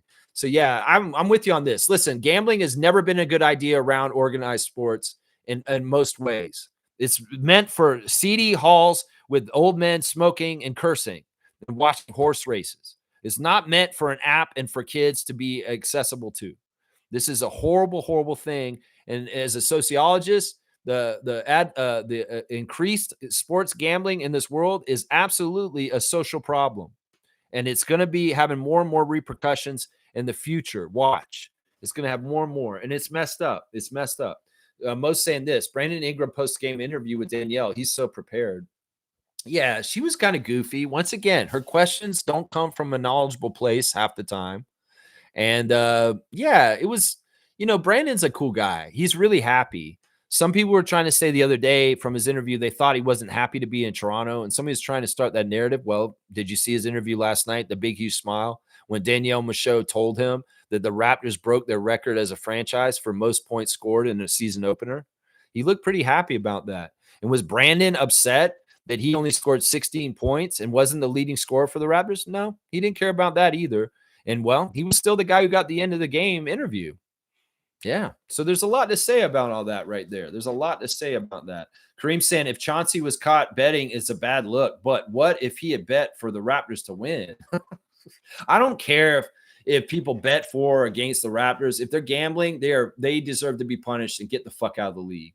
I hate that Jonte bet against the Raptors and when he was on the Raptors. That's a cardinal sin. And that's why Jonte Porter is exonerated, is excommunicated, exiled, and fuck him in the history of the Raptors. Fuck him. He's out of there. He's a black eye. And the fact that he actually bet against the Raptors and some of the illegal shit that he did, fuck you, Jonte Porter. You piece of shit. You piece of shit. You fucker. I know you're an addict, and that's part of the problem with this. And that's the other thing is like some people won't be able to help themselves with the sports gambling, and they know this, and they want them to be addicted. Think nicotine and cigarettes. Keep them addicted. Think alcoholics and alcohol. Keep them addicted. It's the same shit. And sports betting is just as addictive as those other things, and we're going to have a whole new epidemic of addiction problems with the youth because of the sports betting. Good job, Adam Silver. You fucking idiot. You dumbass motherfucker. Yeah. Let's keep going. Superfans Moen is saying, I love how we started the third quarter. The third quarter was a dream in all kinds of different ways. In some ways, it was an offensive excellence to get 45 points in a single NBA quarter. Also, it was a time where we showed our depth of talent on our team. The Hawks don't really have a good bench. And, well, around the second half, it may be where we see the Raptors separate themselves from teams this year because our defensive intensity with our second unit is really tiring, and our talent on our first unit is just so overpowering. So it could be that we see the signs of opponents really not doing well in the second half around the mid-third quarter. Seriously. And that's when that game got busted wide open, and that lead was huge at that point. So the depth, the talent, the crazy dogged defensiveness, not everybody's going to be able to run with Raptors like this. And they may hit their wall around that time of the game. I'm telling you. Raptors champs saying the Raptors will always have talent because we have a good coach and great development. We're not trying to waste shit. We have draft picks. We're making them count, and we're figuring out how they go forward. A lot of teams in the history of the NBA would draft for talent, just get the absolute best talented player at that time. And some people say that, but you know what? I don't agree with that totally. I think that you want fit. Fit is important because you can have the most talented guys on your team, but if they don't work together, you're wasting your damn time.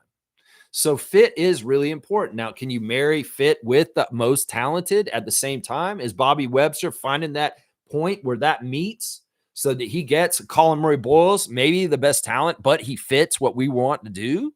That's the ideal thing to do right there. So I'm not always for people that say in the draft time, we need to just get the most talented player and just get them. I'm not about that, because if you don't make the mistake of drafting a guy who doesn't fit with your team and you put the pre-work in, you don't have to worry about trying to trade that person to get the pieces you want. You're just delaying what you have to do anyway. So much as like OG Anunoby says he don't shoot the miss in the bubble against the Celtics for the Raptors, Bobby Webster ain't drafting or doing GM moves to miss so that he has to make a secondary move later to fix shit. And that's what I love about this team. So many other teams make mistakes left and right. Why is AJ Johnson on the Wizards now? Because the Milwaukee Bucks drafted him, but he didn't fit right, and they traded him. Well, are we trading our second and third year players willy-nilly just because of this? No, we hit on these, and they fit, and they make sense with the puzzle. And in some ways, that's why we're a better team and doing things better, is because we make sense of it all, and we make it work the right way in the first place. That's why I tell fans, whenever you're saying you want to trade or we need to do this, that's a sign of your team's front office not doing a good job if they have to make a lot of trades. Seriously, Bobby makes less trades than all the other GMs in the league. Doesn't that make sense that he's doing a good job in the first place and he doesn't have to fix things because of trades? That's what I'm saying. Everybody wants trades for the Raptors. That's a sign that our GM's not doing as well, is what I'm saying right there. So I'm all about it. Isaac's saying everyone wants to grow up and be the next Jonte Porter now. That's a horrible role model, Isaac. That's a horrible role model. Fiercely saying, I think Porzingis should play in Europe. He doesn't seem to fit in any team. I don't know if he'll fit over there either. Seriously, that man's just a prickly man. Some people just are not people persons. And in some ways, he doesn't have a whole lot in common with most of the NBA players in the league. And he just has a hard time bonding with his teammates. I mean, shit, he couldn't even bond with Luka in Dallas. And Luka's the most happy-go-lucky, smiley kind of guy. They never actually got close while he was there. And that's somebody he could probably relate to as a white guy from Europe. But he couldn't even bond with Luka. You think he's going to be able to bond with the guys in Atlanta exactly right? No. In some ways, it's just part of Kristaps' enigma personality. It's just who he is. He never bonded in New York with nobody. He never bonded properly in Dallas. In Washington, it was just a joke. And then now in Atlanta, there's no guarantees that he's going to bond with anybody there in some ways. I don't know. He could go to Europe and doesn't bond with anybody there either because he's just that kind of personality. Super fan saying this. 3-point shooting, chef's kiss, a paint work. Let's fucking go. The paint work was really impressive. 86 points in the paint for the Raptors last night. Woo-wee! I love that. That's not going to be normal for them. But, man, that's almost like a record, it seems like. Yeah. Most saying inside the NBA crew, high praising us. I love it. They just don't look right on ESPN. And I know their time's cut short. And I know that in some ways they're not getting the same free range to be exactly who they are on ESPN. And that sucks. The feel of inside the NBA on TNT has gone away now. And now it's inside the NBA on ESPN. And it's not the same. And it's too bad. It's not the same. But they're awesome, and I love you, Charles. Thank you for saying what you said. Kaloy saying, good morning, Lex and Raptor Freaks. We saw this coming with everyone was doubling the team. We knew we were going to be this good. That's right. In some ways, Raptors fans get gaslit for being too positive and too big. And, oh, you think your players are better than they are. People say that shit to us all the time. Raptors fans always overrating their players. Motherfucker, you're downgrading them automatically. We're just getting them back to the even place where they're supposed to be is what we're doing here. And that's it right there. Nimwaka, good morning to you. Thank you for subscribing to the channel. We look good. Bobby Webster needs to start talking to Ed Rogers because we might have to go luxury tax to keep our team. This is an interesting thing to say. This is a little ahead of things. We have to see how we do for the whole year. But I agree with you. I think that if we're going to be showing signs to get to the next level, spend then. Don't be worried about it. If you're going to do this and you're seeing what's happening with the Blue Jays this week, Ed Rogers, in the World Series, and all the great things are going to happen because of this, that's fantastic. That is fantastic. So, yeah, I agree with this. I mean, I don't think that they're holding us back. Bobby's been very public about that there's no financial holdback by the ownership and that he can go do what he wants to do. It's just in some ways the Raptors weren't willing to start putting more on their salary cap without the evidence that we're going to be very good. And that's what we got to do still. We've had one game that looks really good start, but there has to be a body of work. And let's see what's happening around January. Let's see what's happening around February. And, you know, if we're really showing the signs of it, I completely agree. I hope that Keith Pelly and Ed Rogers allow the Raptors to spend to win. And I agree with you on that. Yeah, but it's too early to say for sure. It's too early. Let's see. Most saying congratulations to Sandy B. Let's go tempo. I hope it's true. I hope it's for sure. It's not official yet. They need to get this shit down and done. Official. Just do it, Teresa. Everybody knows about it. Don't be coy. Just to make the official announcement today.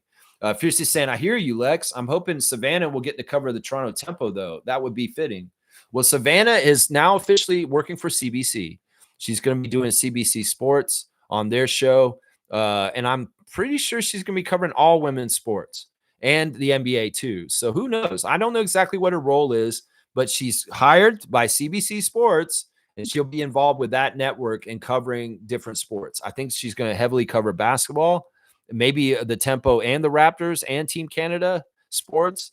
But maybe also she's talking about the Scepters or the soccer team and stuff like that also. It does seem like her and Ashley Docking have been doing more women's sports target on their podcast. So I could see her doing, she's definitely going to be covering the tempo. We know that. We know that. Kaloy saying, wow, FBI targeting 31 more players for illegal gambling in a poker ring in the NBA. It involves Cash Patel, though fishy. That's what I'm saying right now. If criminals are running the government and the cops and everything, they're in some ways they can't point fingers at other people because they're guilty themselves and they're criminals. And once again, I could see this as being a full-on offensive by the White House, anti-woke motherfuckers who hate black people. Let's just be honest. And if they're going to target the NBA out of all the 4 professional sports, this could be part of what this is, guys. This could be part of what this is. Listen, how can we trust criminals that won't release the Epstein files, that won't do things in just way with the due process, with arresting people or any of the things that they're doing right now?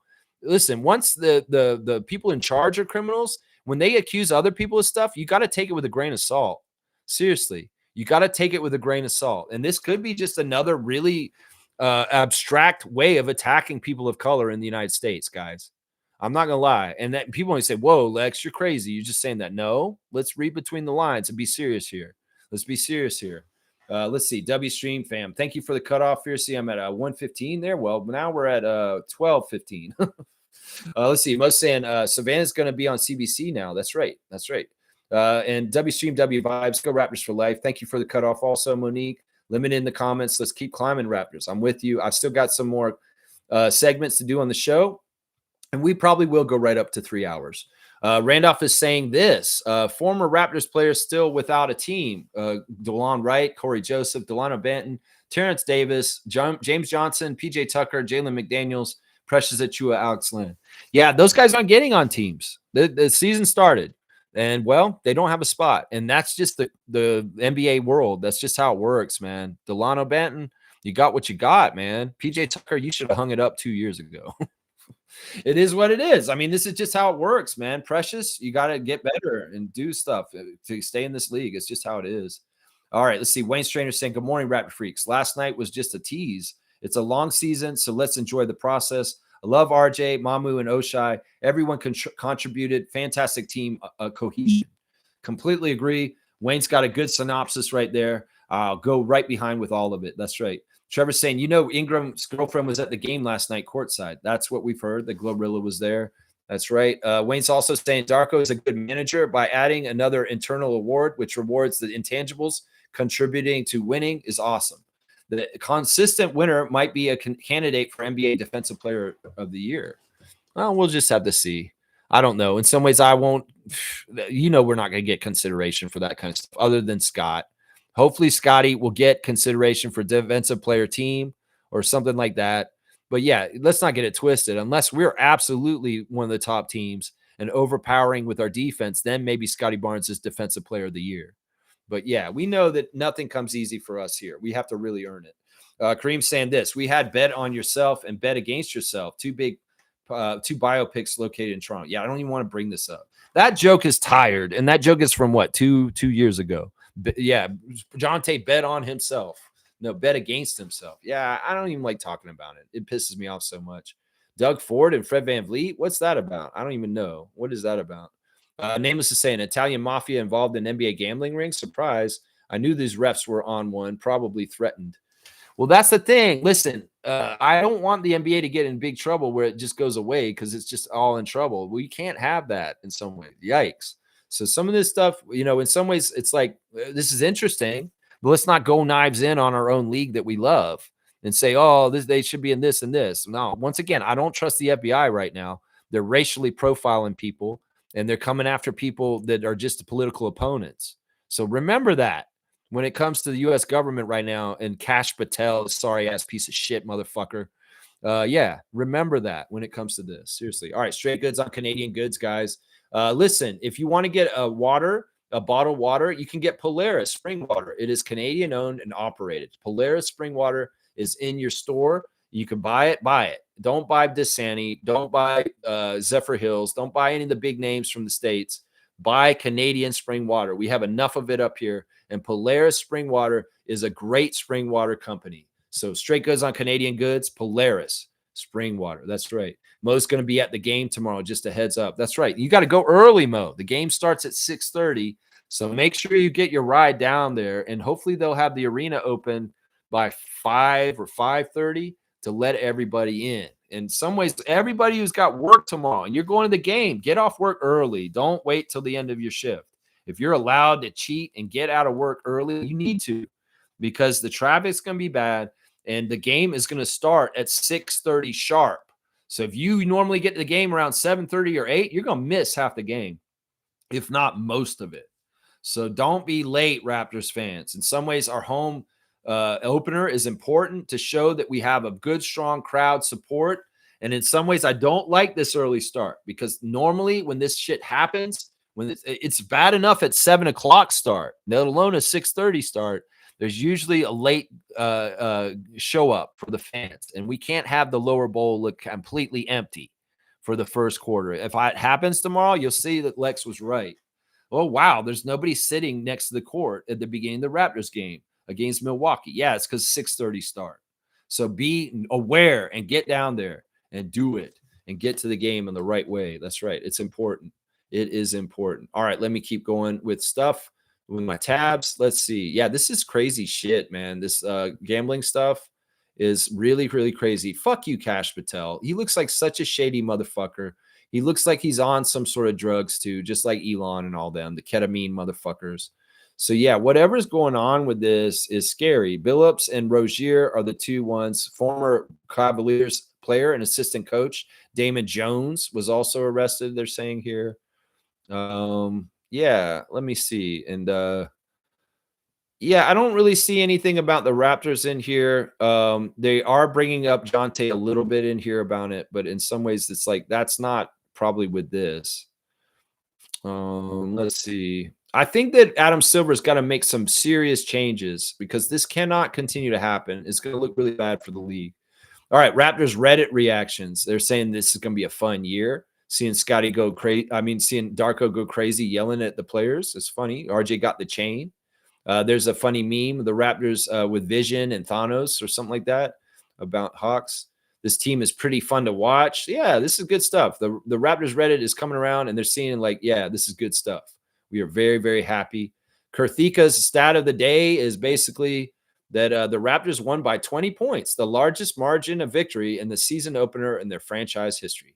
That is fantastic. I love it. I love it. I love it. Let's go. Kurthika's stat of the day from the game before. Very, very good stuff. Let's see what Twitter's saying on this. Okay, Doug Smith saying this guy's in charge of the entire FBI. Yeah, this guy's an idiot. He's like a podcaster. He's a MAGA piece of shit, and he's not qualified for his job, Cash Patel. He was recently photographed with some of the Vancouver Canucks, which was very much a bad look. Everybody's been coming at Evander Kane for like being in a picture with him. Yeah, read the room. People don't like MAGA. People don't like Cash Patel. And in some ways, Cash Patel coming to take a picture with the Vancouver Canucks is him trying to normalize himself as a good person. He's not a good person. Don't normalize him like this. Fuck you, Canucks, for having him at the game and hanging around with him. Yeah. Fuck this bullshit, man. This is crazy shit, man. This is crazy shit. Let's see. Yeah, it's Doug Smith's making fun of somebody calling us the Toronto Rangers. So is Kurthika. Yeah. Yeah, they're reacting on here. Blake Murphy saying Scary Terry, an official known alias to the DOG paperwork. So they're actually putting Scary Terry as a nickname. Man, this is crazy shit, man. This is crazy shit. This is a developing story for sure. Chauncey did have some allegations of sexual assault. So he does have a really kind of a checkered past in some ways. Now, what is happening with the Trailblazers? Did they fire him immediately and they hire they put an assistant coach in charge? Because it doesn't sound like Chauncey Billups is going to be able to coach the Portland Trailblazers right now. So that's pretty bad. There's no birthdays today on the birthday charts, guys. There's no birthdays today. Who is filling up this while I'm on the air? Okay, this is Neil posted stuff. And who else was posting it? Trevor. You guys are posting stuff. That's why I was making noises in my ear. Okay, I didn't know what was going on. All right, classic card. Let's do it. Let's do it. All right. Trucker Kaz got his trophy yesterday. Canada Post, 1-day delivery. I mailed it on Tuesday at 2 o'clock, and Kaz got his WNBA fantasy trophy within 24 hours, and he got a bunch of classic cards too. I sent him a block of these on the classic card. All right, here we go. Who is it? I should look at who it is. Oh, this is a hard one, guys. If you know this one, you're going to get major points. This is a hard one, man. All right, who is this guy? I don't even know how to do clues on his name. This guy's foreign, and he has a crazy name. If you know who he is, write it in. Full name, answer, classic card of the day. This guy's not in the league anymore. So this is a true classic card, and this is very hard. This is a very hard card, guys. So let's see if anybody can get this one today. Wow, and Slug DZ has got it. He didn't spell it exactly right, but I will give it to him. Irsan Ilyasova. Wow, Slug DZ, major impressiveness. You know what? I feel really generous today. I'm going to give Slug DZ 500 points for that one, because that is a hard card, man. That is a hard card, and I am impressed, man. I am impressed. The king of the classic card is Slug DZ, and he's going to get 500 points for that one. I'm serious. They took one shot. He don't shoot to miss, just like OG, just like Bobby Webster with his draft. This man's getting a big shot, 500, Mr. Big Shot Chauncey Billups. Bam, boom goes a dynamite, man. Superfan said, I had to look up the word cobra, Lex. Laugh out loud. Cobra? Yeah, it's a snake. It's the hooded snake that the snake charmer will play the little and the snake goes. Yeah, cobra, hooded poisonous snake. Very dangerous snake. Very, very dangerous snake. That's right. Slug DZ. Yeah, applaud. That's impressive. Seriously. Who the hell is going to know that, former Buck? Seriously. All right, let's do the rundown and get out of here. Tomorrow, we'll have the preview for the Milwaukee game, 9:30 a.m. I'll have the refs. I'll have the latest lineup news. I'll have a scout for how we can beat the Bucks, and just a general overview, getting you set up for a home opener against the Bucks in Toronto tomorrow night. World Series Game 1 at the same time. Yeah, we'll have all that. My stars of the game for last night's game: RJ Barrett, Scotty Barnes, Grady Dick, Brandon Ingram, Jakob Perl, Sandro Mamu, and Jamal Shed. That's right. I went 7. I did a 7 because it was a route, and they deserved it. So I gave them 7 right there. All right, guys, let's get out of here. I appreciate everybody watching. I'm really a little suspicious of this FBI probe on gambling on the NBA and its timing. It's really kind of messed up. And, well, let's go NBA. Let's have a good year. Raptors, kick some ass. And let's go Blue Jays, of course. And I'll be back tomorrow, guys. I appreciate everybody who called in today. Thank you, Fiercey and Seymour. And thank you, everybody, for participating in the chat today. I hope everybody has a blessed Thursday. And remember, by the grace of God, everything's going to be all right. Believe and have faith in the Creator above that created all this. In some ways, the natural world is the naturalness of God. And it's piggybacking on what we were talking about yesterday. I think that Randolph was right, that the life inside of us is God in itself. That life spirit and energy of life is the Creator's energy itself. And it goes through all living things, whether it's the trees, the grass, the squirrels, the birds, the insects, us. That's the nature of it. And that's why everybody says God is inside you, is because the thing that allows for the existence of life is God in itself. So remember that. You are a child of God because God lives through you and works through you. So do the right thing. And do the right thing. And your little voice inside of you will tell you whether it's the right thing or not. And listen to it. Listen to it. Thank you. Blessings to the Phillips family. Blessings to all the Raptor Freak families. I appreciate everybody for spending another 3 hours with me this morning on the chat. If you're not watching me live, watch me at 1.5 speed. It will make it go by way, way faster. Let's go, Raptors. Be proud, guys. Hold your heads up high. And don't let people talk trash about us. Seriously, we are good. We are good. And Toronto's coming up in the NBA on the escalator towards another Larry O'Brien. That's right. We're going to go get that second one in the next couple of years. I truly believe that. So believe, Raptors. Don't gaslight your own team, and don't try and trade guys out, and don't be whining and complaining that you want this player or that. You're not the GM. Let Bobby Webster do his job. He's doing a fantastic job. All right. We love you, Masai, forever. Always Masai, always thinking about him. Legacy and thoughts about Masai, always important on this channel. We're always giving credit to Ujiri. All right, y'all. I love you guys. I'll see y'all tomorrow. Let's go Raptors. Let's go Blue Jays. Let's get off on the right foot and let's kick some Ohtani ass. Let's go Raptors. Let's go Raptors.